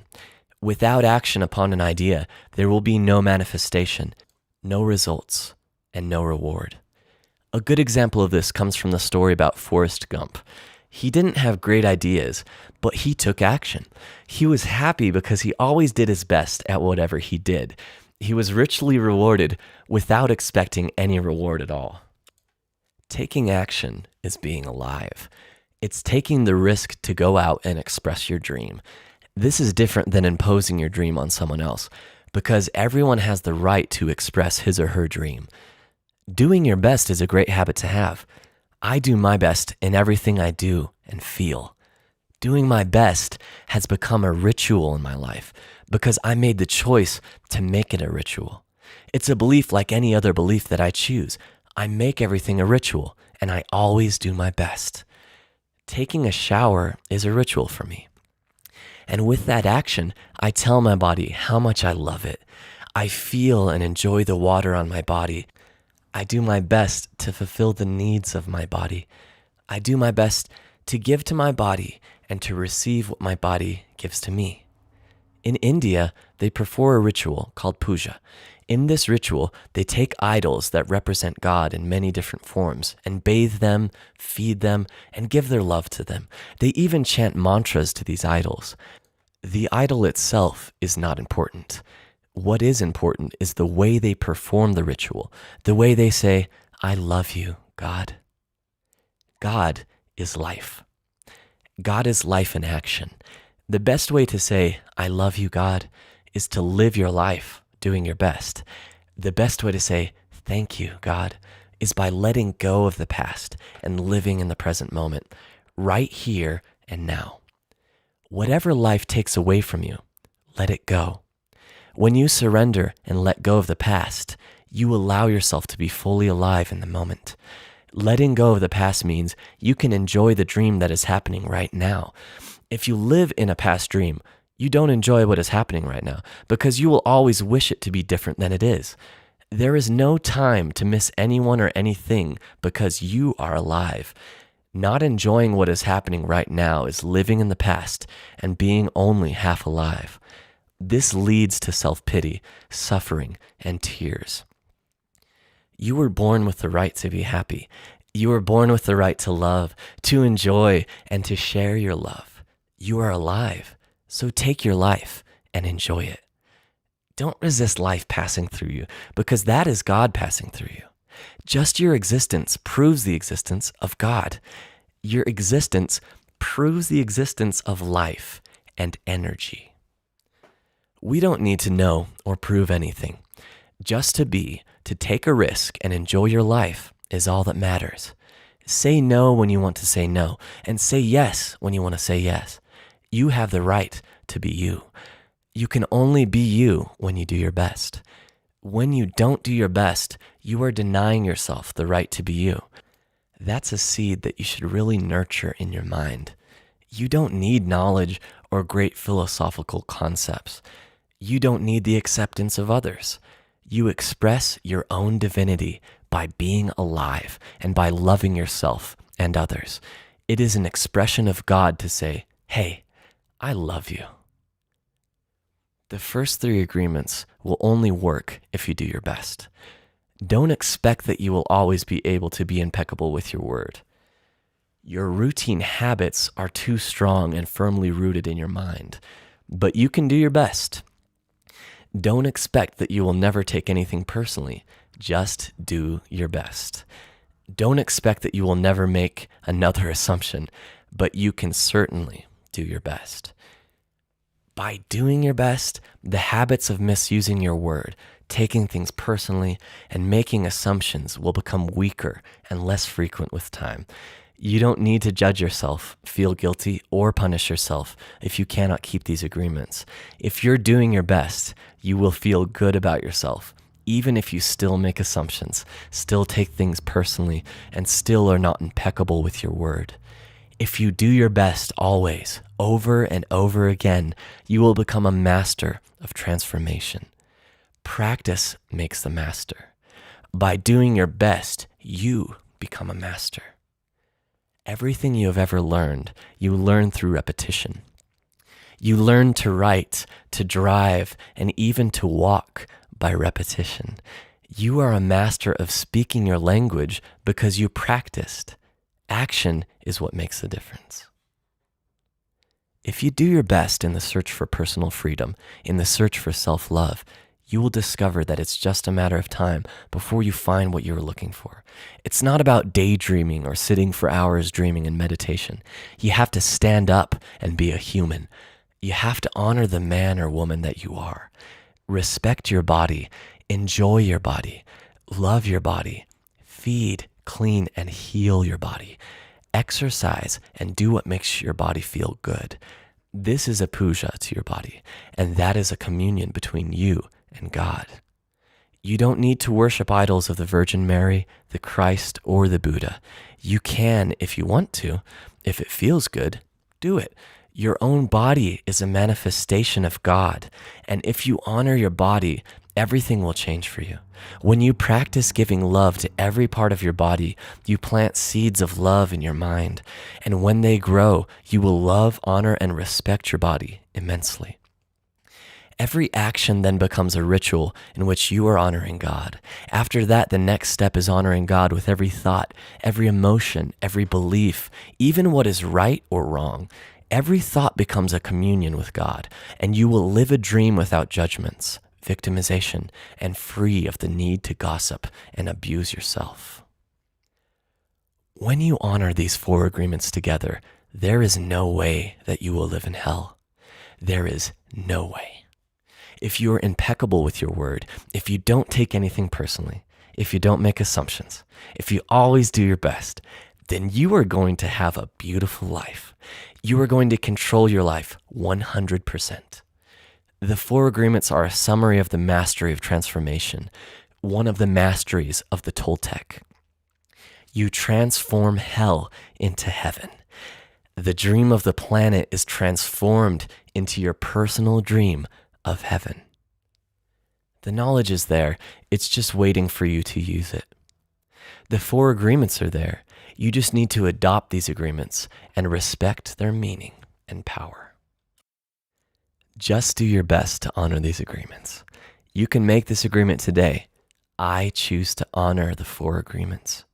It's so simple and logical that even a child can understand them. But you must have a very strong will to keep these agreements. Why? Because wherever we go, we find that our path is full of obstacles. Everyone tries to sabotage our commitment to these new agreements, and everything around us is a setup for us to break them. The problem is all the other agreements that are a part of the dream of the planet. They are alive, and they are very strong. That's why you need to be a great hunter, a great warrior who can defend these 4 agreements with your life. Your happiness, your freedom, your entire way of living depends on it. The warrior's goal is to transcend this world, to escape from this hell, and never come back. As the Toltec teach us, the reward is to transcend the human experience of suffering, to become the embodiment of God. That is the reward. We really need to use every bit of power we have to succeed in keeping these agreements. I didn't expect that I could do it at first. I have fallen many times, but I stood up and kept going. And I fell again, and I kept going. I didn't feel sorry for myself. There was no way that I felt sorry for myself. I said, if I fall, I am strong enough. I'm intelligent enough. I can do it. I stood up and kept going. I fell and I kept going, and each time it became easier and easier. Yet, in the beginning, it was so hard, so difficult. So if you fall, do not judge. Do not give your judge the satisfaction of turning you into a victim. No, be tough with yourself. Stand up and make the agreement again. Okay, I broke my agreement to be impeccable with my word. I will start all over again. I am going to keep the 4 agreements just for today. Today, I will be impeccable with my word. I will not take anything personally. I will not make any assumptions, and I am going to do my best. If you break an agreement, begin again tomorrow and again the next day. It will be difficult at first, but each day will become easier and easier until someday you will discover that you are ruling your life with these 4 agreements, and you will be surprised at the way your life has been transformed. You don't need to be religious or go to church every day. Your love and respect are growing and growing. You can do it. If I did, you can do it also. Do not be concerned about the future. Keep your attention on today and stay in the present moment. Just live one day at a time. Always do your best to keep these agreements, and soon it will be easy for you. Today is the beginning of a new dream. The Toltec Path to Freedom. Breaking old agreements. Everyone talks about freedom. All around the world, different people, different races, different countries are fighting for freedom. But what is freedom? In America, we speak of living in a free country. But are we really free? Are we free to be who we really are? The answer is no, we are not free. True freedom has to do with the human spirit. It is the freedom to be who we really are. Who stops us from being free? We blame the government, we blame the weather, we blame our parents, we blame religion, we blame God. Who really stops us from being free? We stop ourselves. What does it really mean to be free? Sometimes we get married and we say that we lose our freedom. Then we get divorced and we are still not free. What stops us? Why can't we be ourselves? We have memories of long ago when we used to be free and we loved being free, but we have forgotten what freedom really means. If we see a child who is 2 or 3, perhaps 4 years old, we find a free human. Why is this human free? Because this human does whatever he or she wants to do. The human is completely wild, just like a flower, a tree, or an animal that has not been domesticated. Wild. And if we observe humans who are 2 years old, we find that most of the time, these humans have a big smile on their face, and they're having fun. They are exploring the world. They are not afraid to play.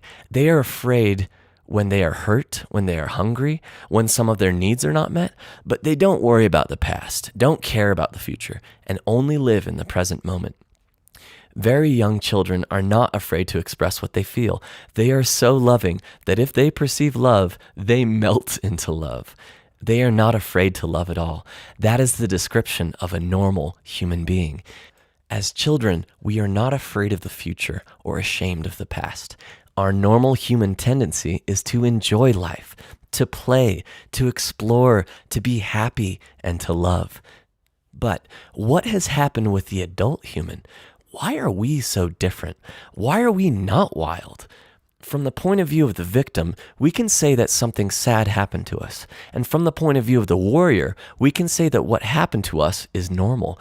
What has happened is that we have the book of law, the big judge, and the victim who rule our lives. We are no longer free because the judge, the victim, and the belief system don't allow us to be who we really are.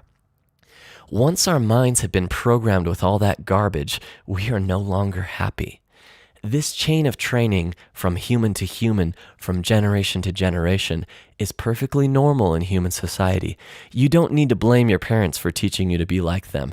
What else could they teach you but what they know? They did the best they could, and if they abused you, it was due to their own domestication, their own fears, their own beliefs. They had no control over the programming they received, so they couldn't have behaved any differently. There is no need to blame your parents or anyone who abused you in your life, including yourself. But it is time to stop the abuse. It is time to free yourself of the tyranny of the judge by changing the foundation of your own agreements. It is time to be free from the role of the victim. The real you is still a little child who never grew up. Sometimes that little child comes out when you're having fun or playing, when you feel happy, when you are painting or writing poetry or playing the piano or expressing yourself in some way.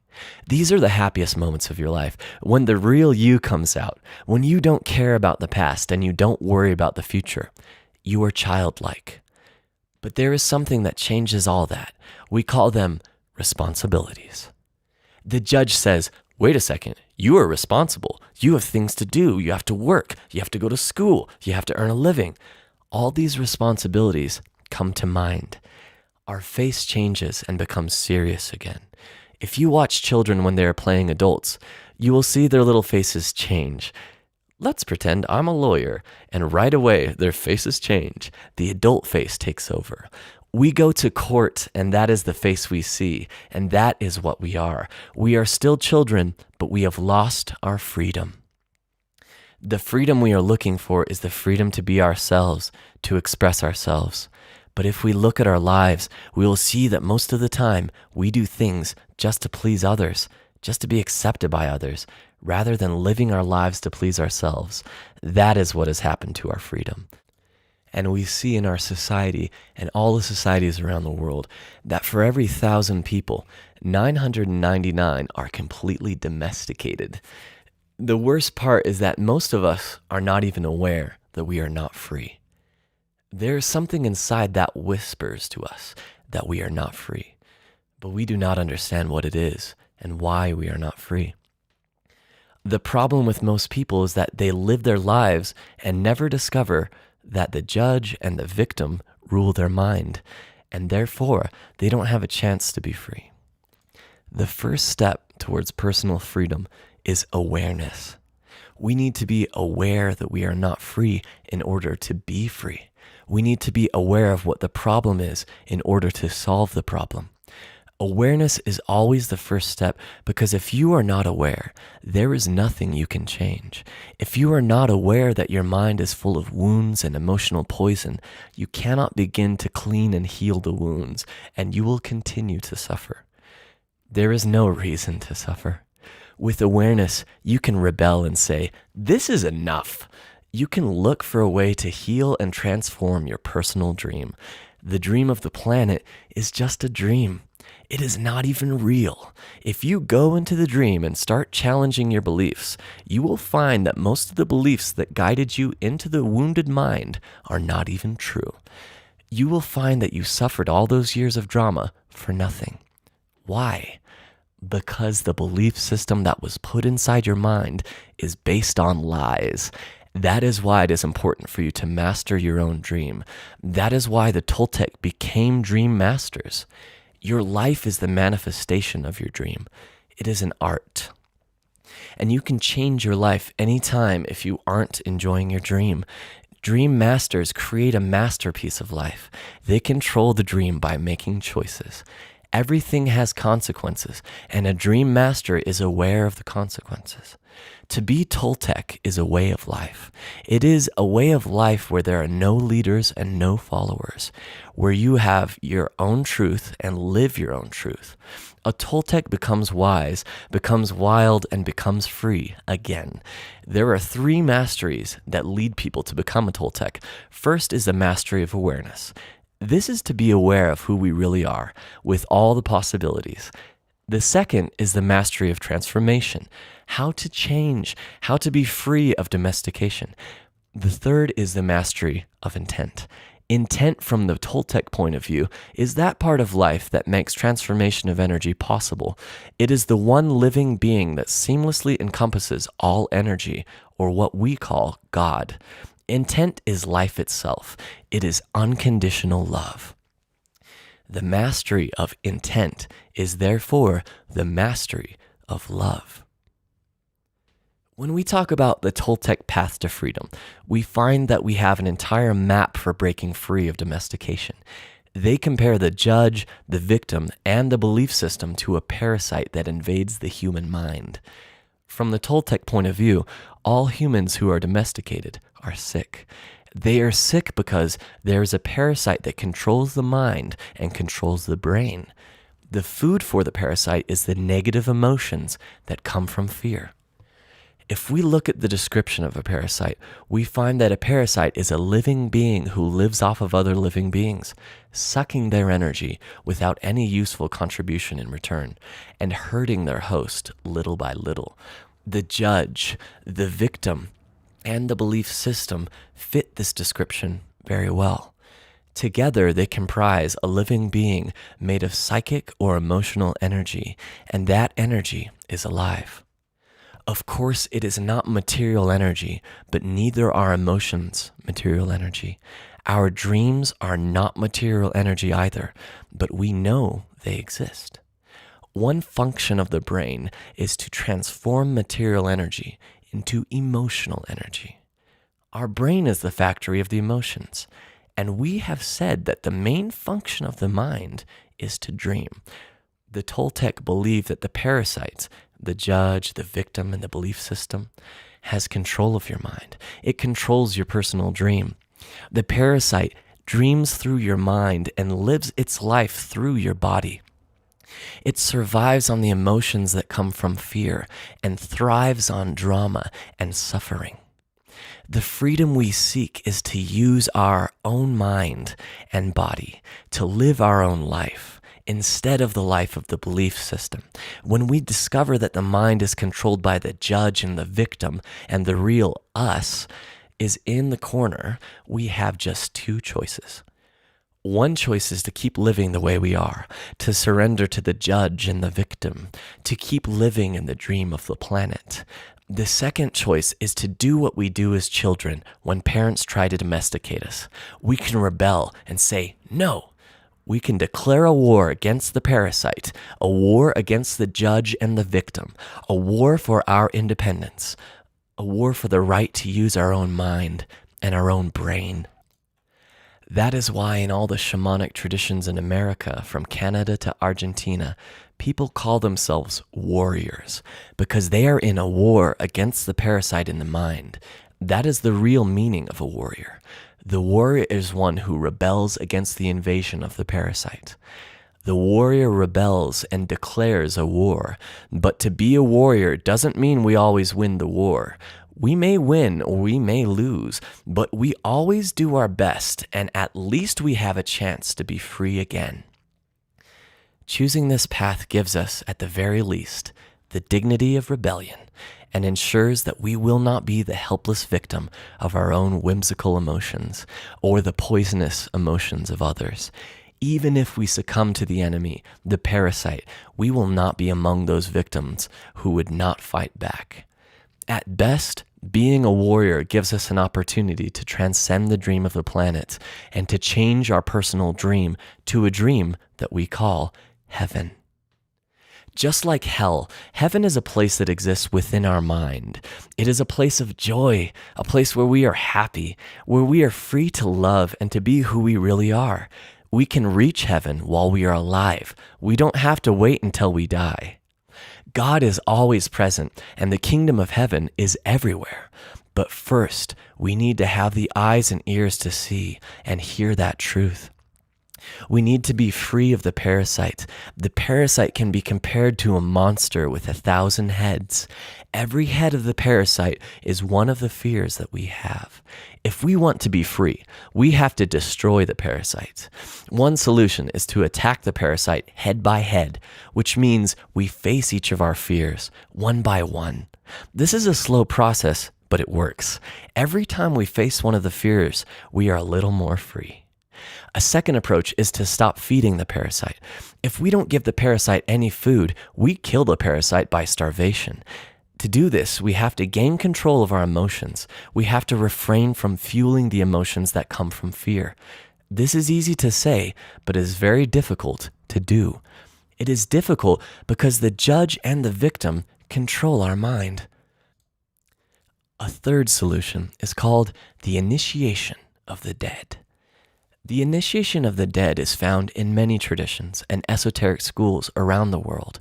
We find it in Egypt, India, Greece, and America. This is a symbolic death which kills the parasite without harming our physical body. When we die symbolically, the parasite has to die. This is faster than the first two solutions, but it is even more difficult to do. We need a great deal of courage to face the angel of death. We need to be very strong. Let's take a closer look at each of these solutions. The art of transformation. The dream of the second attention. We have learned that the dream you are living now is the result of the outside dream hooking your attention and feeding you all of your beliefs. The process of domestication can be called the dream of the first attention because it was how your attention was used for the first time to create the first dream of your life. One way to change your beliefs is to focus your attention on all those agreements and beliefs and change the agreements with yourself. In doing this, you are using your attention for the second time, thus creating the dream of the second attention or the new dream. The difference is that you are no longer innocent.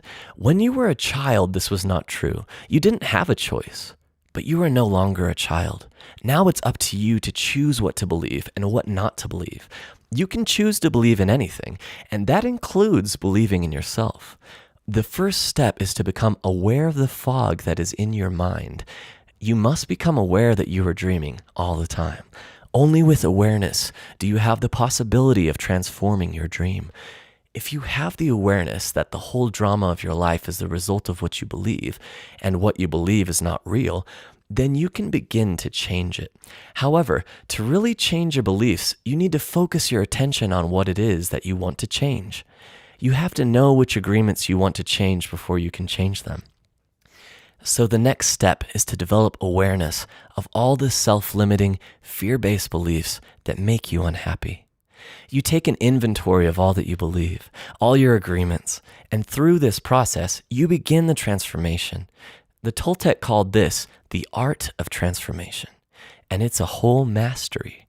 You achieve the mastery of transformation by changing the fear-based agreements that make you suffer and reprogramming your own mind in your own way. One of the ways to do this is to explore and adopt alternative beliefs, such as the Four Agreements. The decision to adopt the Four Agreements is a declaration of war to regain your freedom from the parasite. The Four Agreements offer the possibility of ending the emotional pain, which can open the door for you to enjoy your life and begin a new dream. It's up to you to explore the possibilities of your dream if you're interested. The Four Agreements were created to assist you in the art of transformation, to help you break the limiting agreements, gain more personal power, and become stronger. The stronger you get, the more agreements you can break until the moment comes when you make it to the core of all those agreements. Going to the core of those agreements is what I call going into the desert. When you go into the desert, you meet your demons face to face. After coming out of the desert, all those demons become angels. Practicing the Four Agreements is a big act of power. Breaking the spell of black magic in your mind requires great personal power. Every time you break an agreement, you gain extra power. You start by breaking agreements that are very small and require less power. As those smaller agreements are broken, your personal power will increase until you reach a point when you can finally face the big demons in your mind. For example, the little girl who was told not to sing is now 20 years old, and she still does not sing.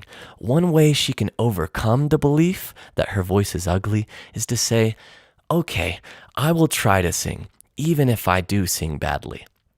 Then she can pretend that someone is clapping and telling her, "Oh, that was beautiful."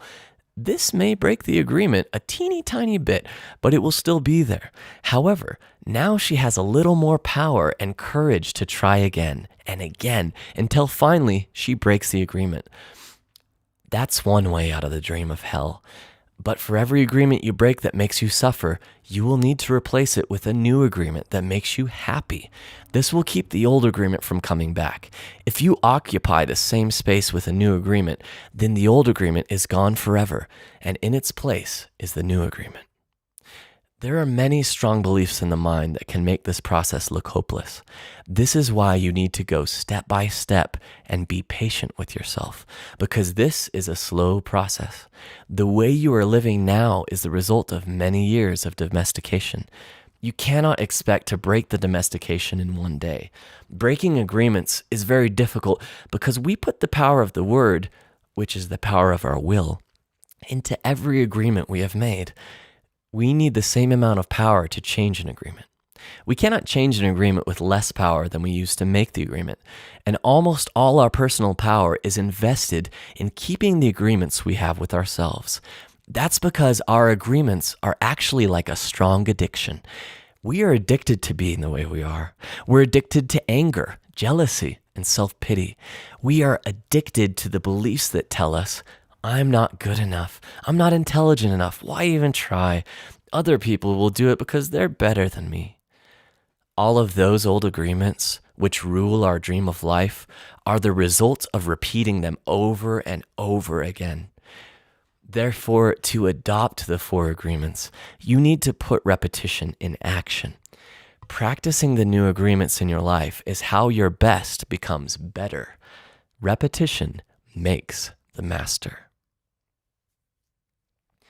The discipline of the warrior, controlling your own behavior.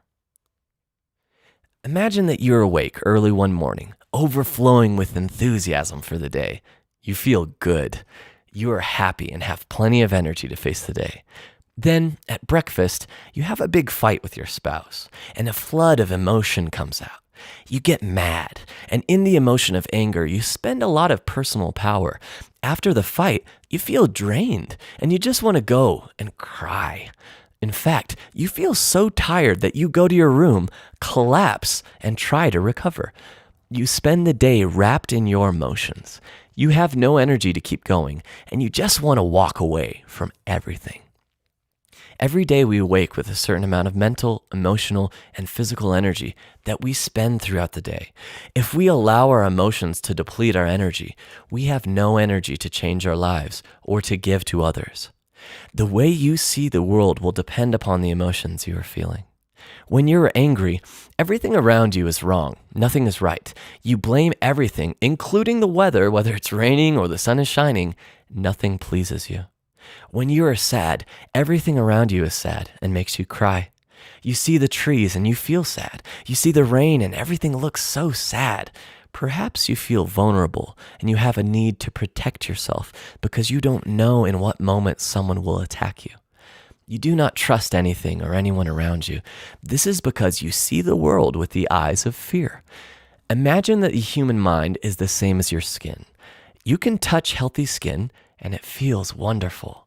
Your skin is made for perception and the sensation of touch is wonderful. Now, imagine you have an injury and the skin gets cut and infected.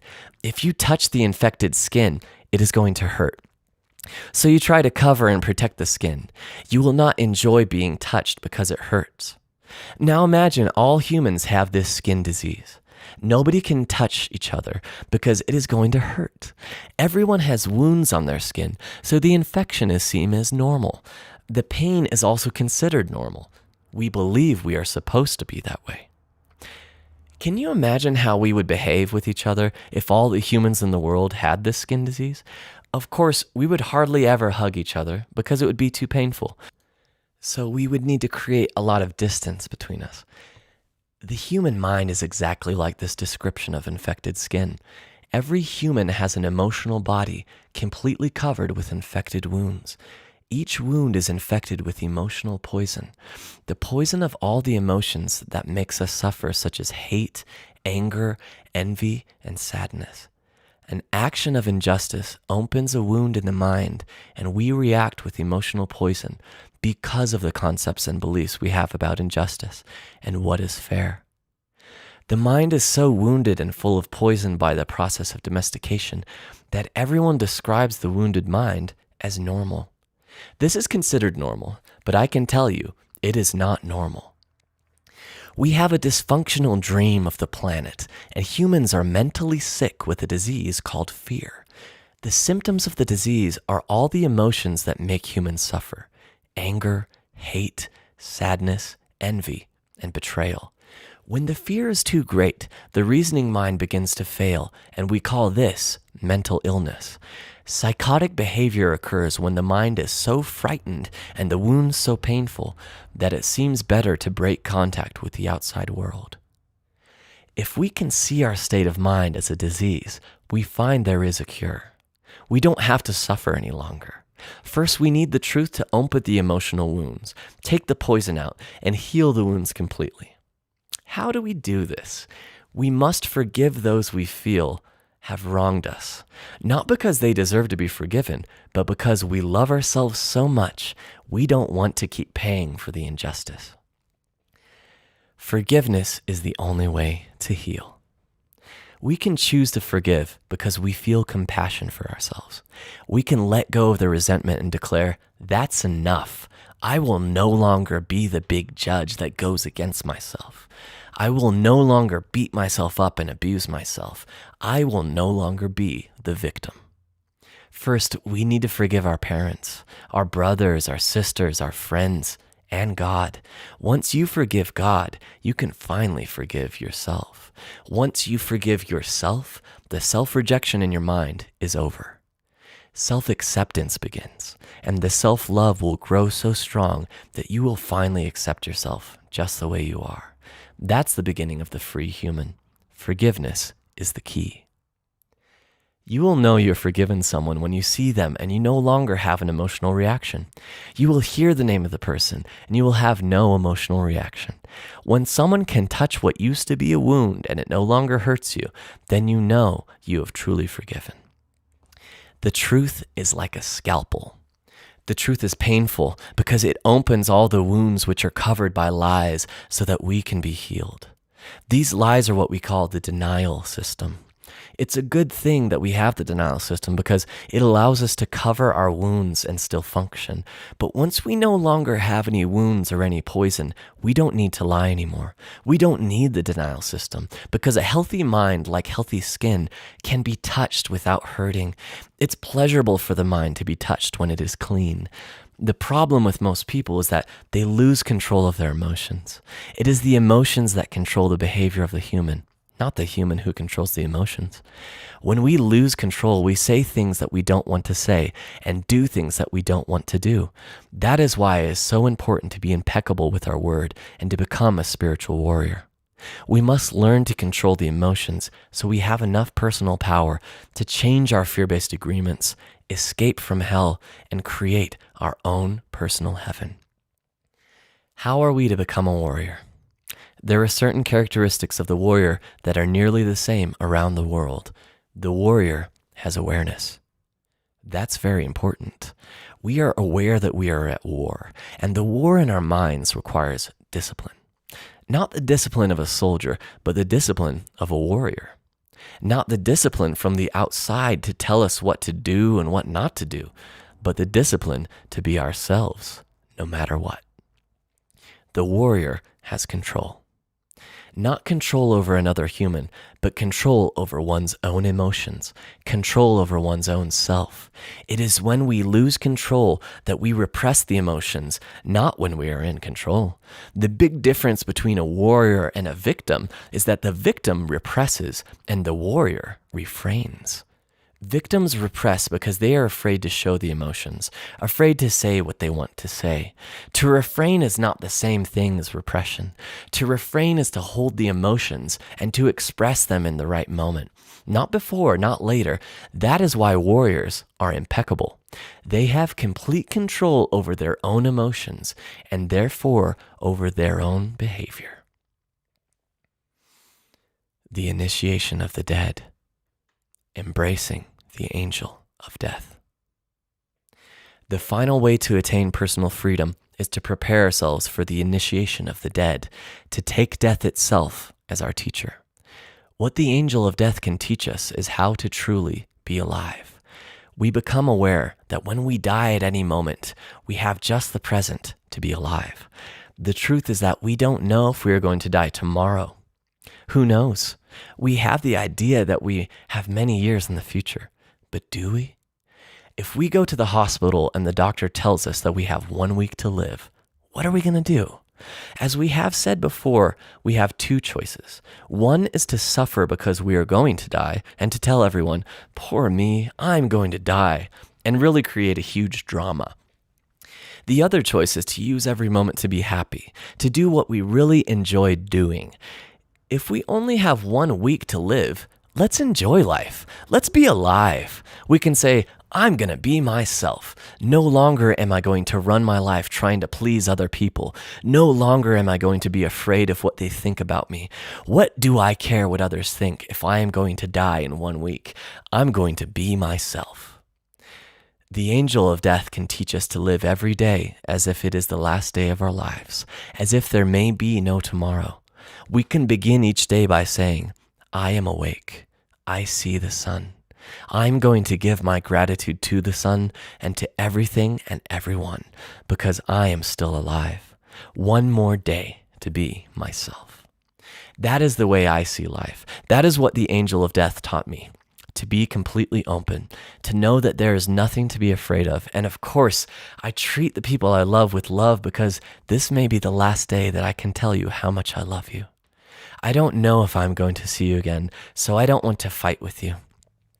What if I had a big fight with you and I told you all those emotional poisons that I have against you and you die tomorrow? Oops. Oh my God, the judge will get me so bad and I will feel so guilty for everything that I told you.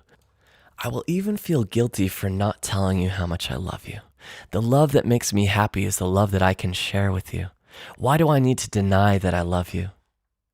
It is not important if you love me back.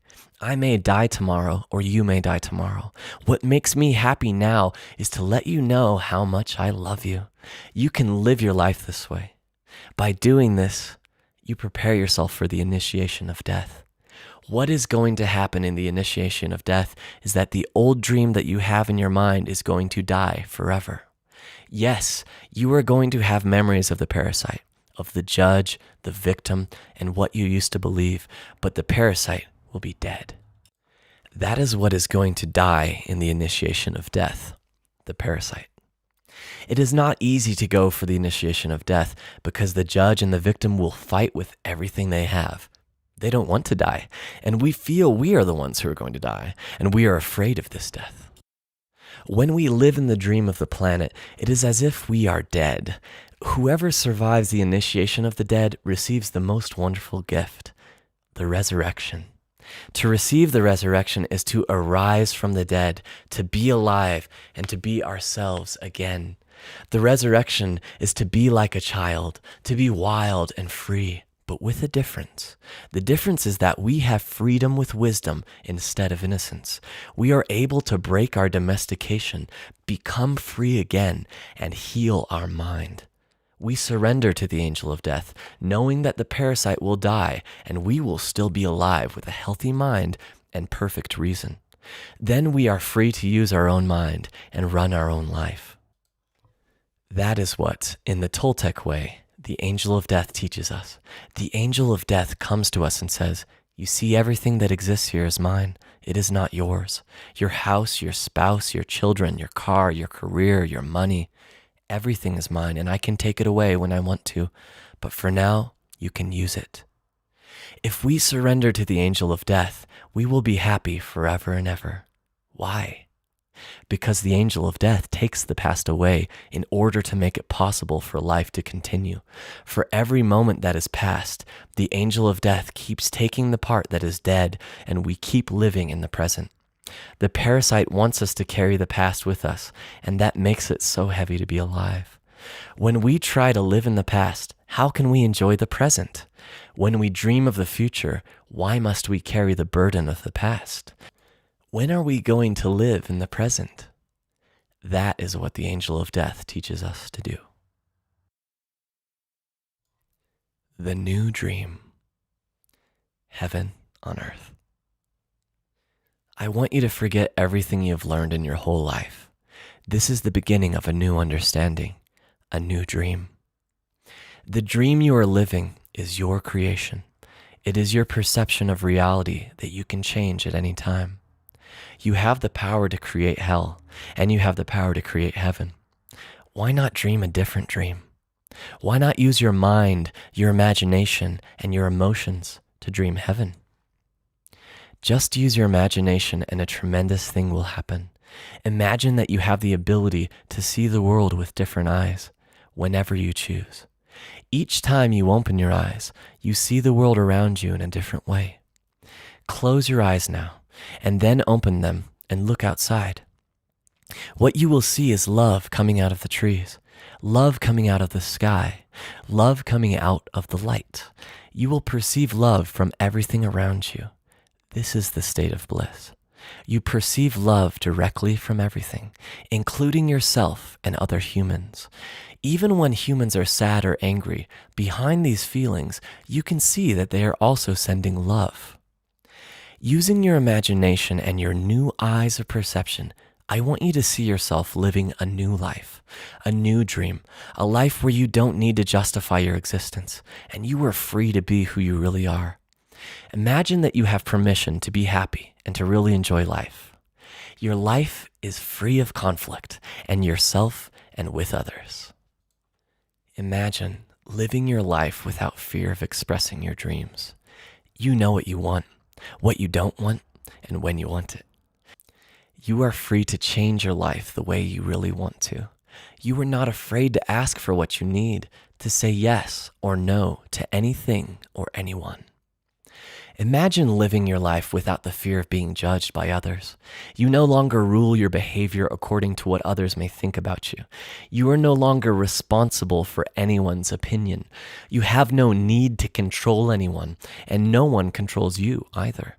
Imagine living your life without judging others. You can easily forgive others and let go of any judgments that you have. You don't have the need to be right, and you don't need to make anyone else wrong. You respect yourself and everyone else, and they respect you in return. Imagine living without the fear of loving and not being loved. You are no longer afraid to be rejected, and you don't have the need to be accepted. You can say, I love you, with no shame or justification. You can walk in the world with your heart completely open and not be afraid to hurt. Imagine living your life without being afraid to take a risk and to explore life. You are not afraid to lose anything. You are not afraid to be alive in the world, and you are not afraid to die. Imagine that you love yourself just the way you are. You love your body just the way it is, and you love your emotions just the way they are. You know that you are perfect just as you are. The reason I ask you to imagine these things is because they are all entirely possible. You can live in the state of grace, the state of bliss, the dream of heaven. But in order to experience this dream, you must first understand what it is. Only love has the ability to put you in that state of bliss. Being in bliss is like being in love. Being in love is like being in bliss.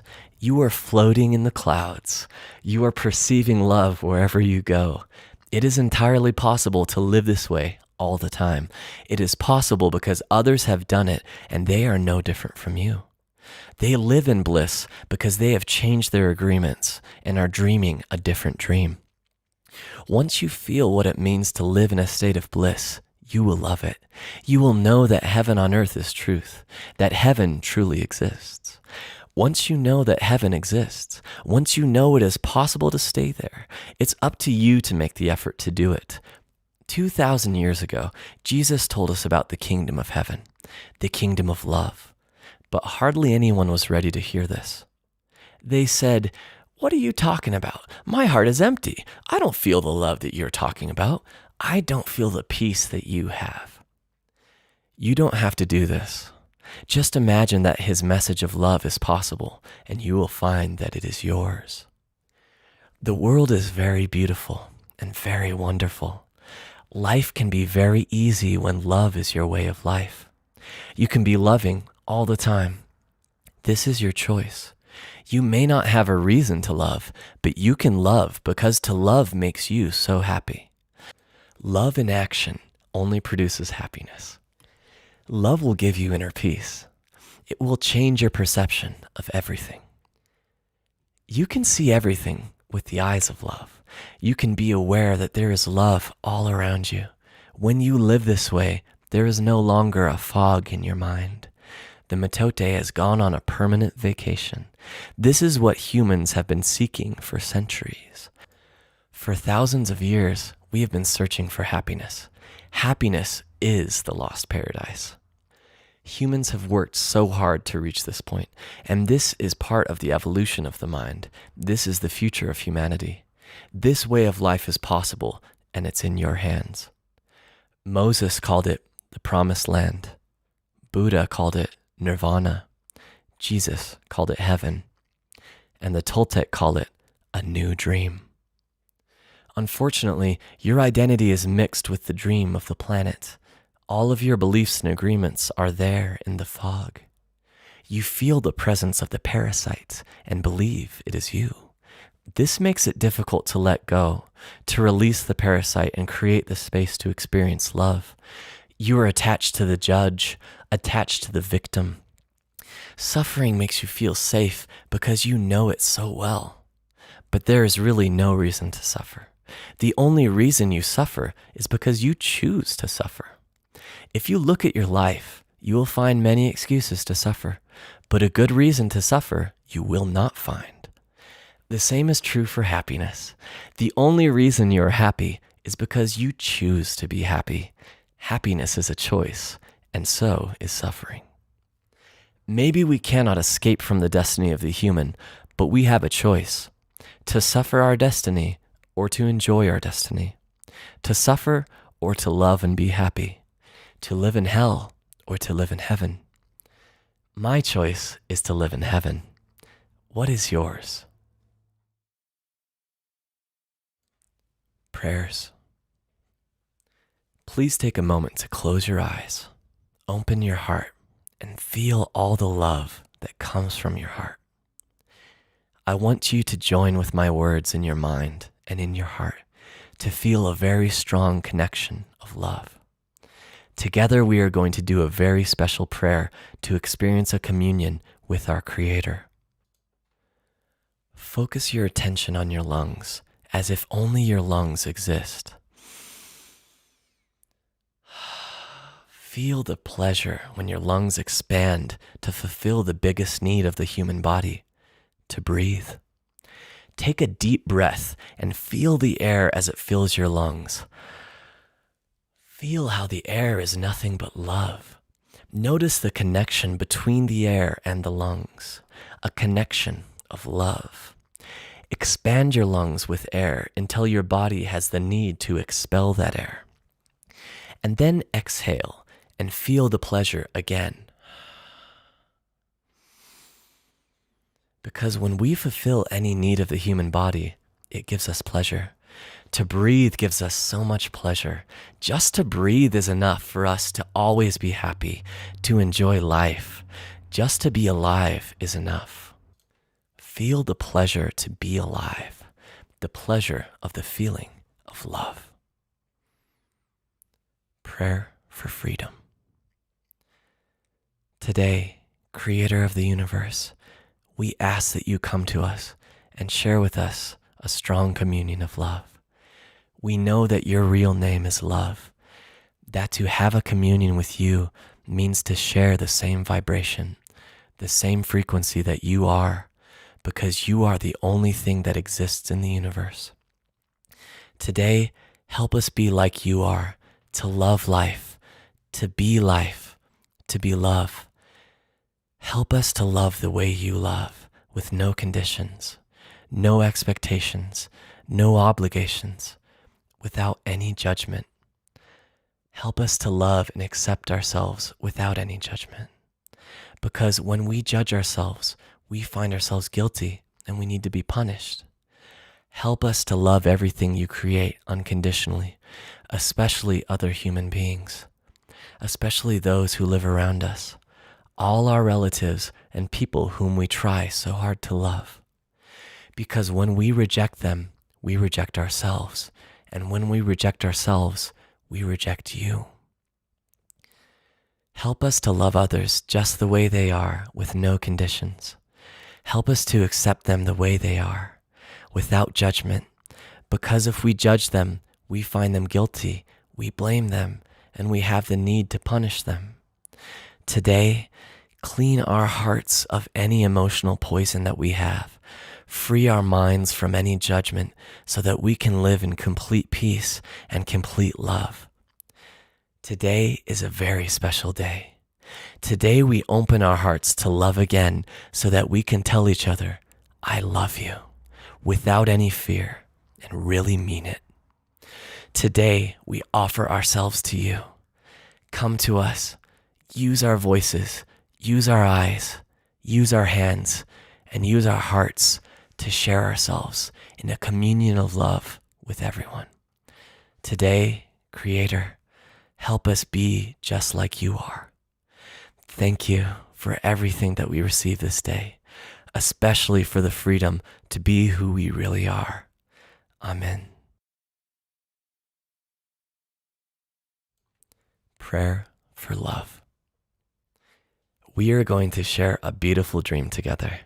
A dream that you will love to have all of the time. In this dream, you're in the middle of a beautiful, warm, sunny day. You hear the birds, the wind, and a little river. You walk toward the river. At the edge of the river is an old man in meditation, and you see that out of his head comes a beautiful light of different colors. You try not to bother him, but he notices your presence and opens his eyes. He has the kind of eyes that are full of love and a big smile. You ask him how he is able to radiate all that beautiful light. You ask him if he can teach you to do what he is doing.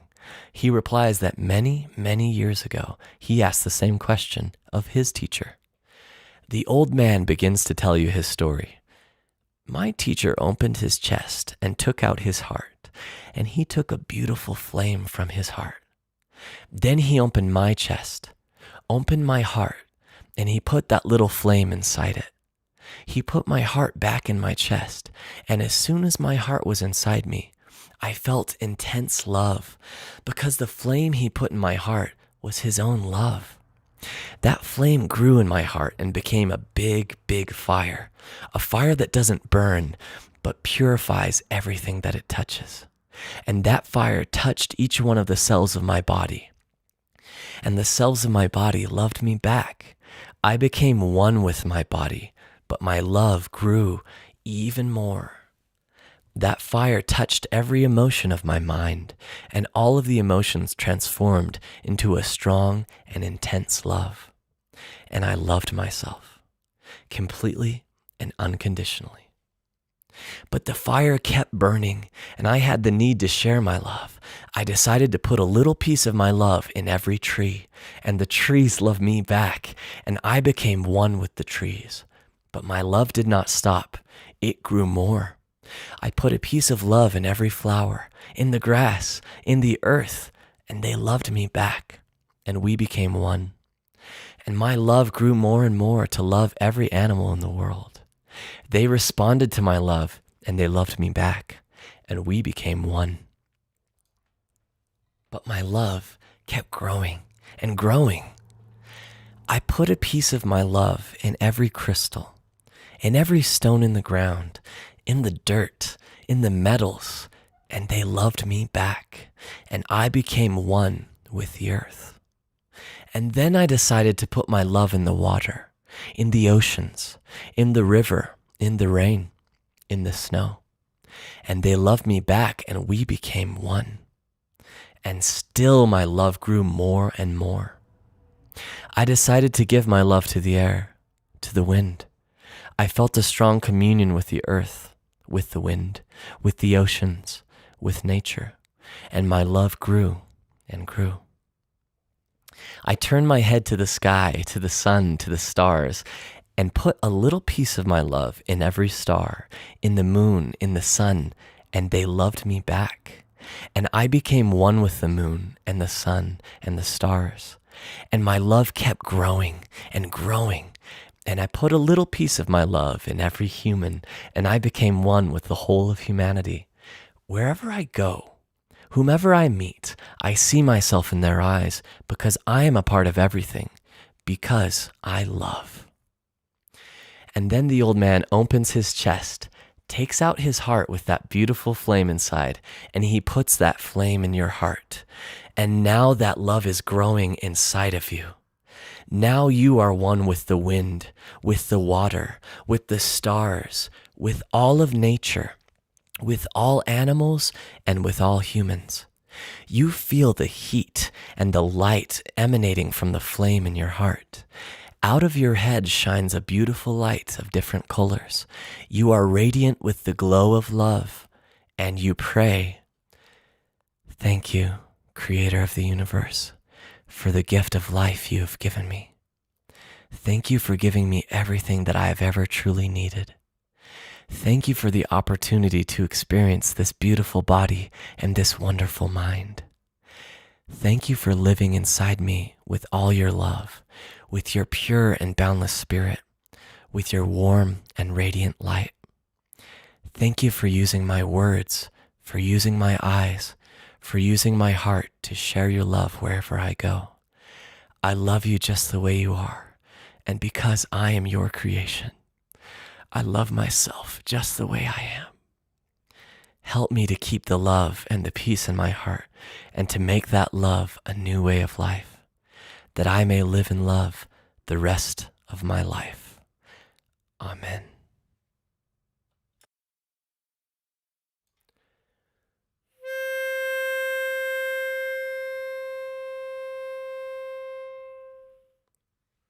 Acknowledgements. I would like to humbly acknowledge my mother, Sarita, who taught me unconditional love, my father, Jose Luis, who taught me discipline, my grandfather, Leonardo Macias, who gave me the key to unlock the Toltec mysteries, and my son, Miguel, Jose Luis, and Leonardo. I wish to express my deep affection and appreciation to the dedication of Gaia Jenkins and Trey Jenkins. I would like to extend my profound gratitude to Janet Mills, publisher, editor, believer. I am also abidingly grateful to Ray Chambers for lighting the way. About the authors. Don Miguel Ruiz was born into a family of healers and raised in rural Mexico by a curandera, healer, mother, and a Nahual, shaman, grandfather. The family anticipated that Miguel would embrace their centuries-old legacy of healing and teaching and carry forward the esoteric Toltec knowledge. Instead, distracted by modern life, Miguel chose to attend medical school and become a surgeon. Late one night in the 1970s, a near-death experience changed his life. Having fallen asleep at the wheel of his car, Miguel suddenly awoke at the instant his car careened into a wall of concrete. He realized that he was not in his physical body as he watched himself pull his two friends to safety. Stunned by this experience, he began an intensive practice of self-inquiry. He devoted himself to the mastery of the ancient ancestral wisdom, studying earnestly with his mother and completing an apprenticeship with a powerful shaman in the Mexican desert. In the tradition of the Toltec, a Nahual guides an individual to personal freedom, and Don Miguel Ruiz has dedicated his life to sharing his unique blend of ancient wisdom and modern-day awareness through lectures, workshops, and journeys to sacred sites around the world. His teachings have been translated into 46 languages and are best known for transforming complex human issues into simple common sense, a talent that has earned him millions of fans and international acclaim. For information about current programs offered by Don Miguel Ruiz and his sons, Don Miguel Ruiz Jr. and Don Jose Ruiz, please visit miguelruiz.com. Janet Mills is the founder and president of Amber Allen Publishing and co-author with Don Miguel Ruiz of 6 books in the Toltec Wisdom series, The Four Agreements, The Mastery of Love, The Four Agreements Companion Book, The Voice of Knowledge, The Circle of Fire, and The Fifth Agreement.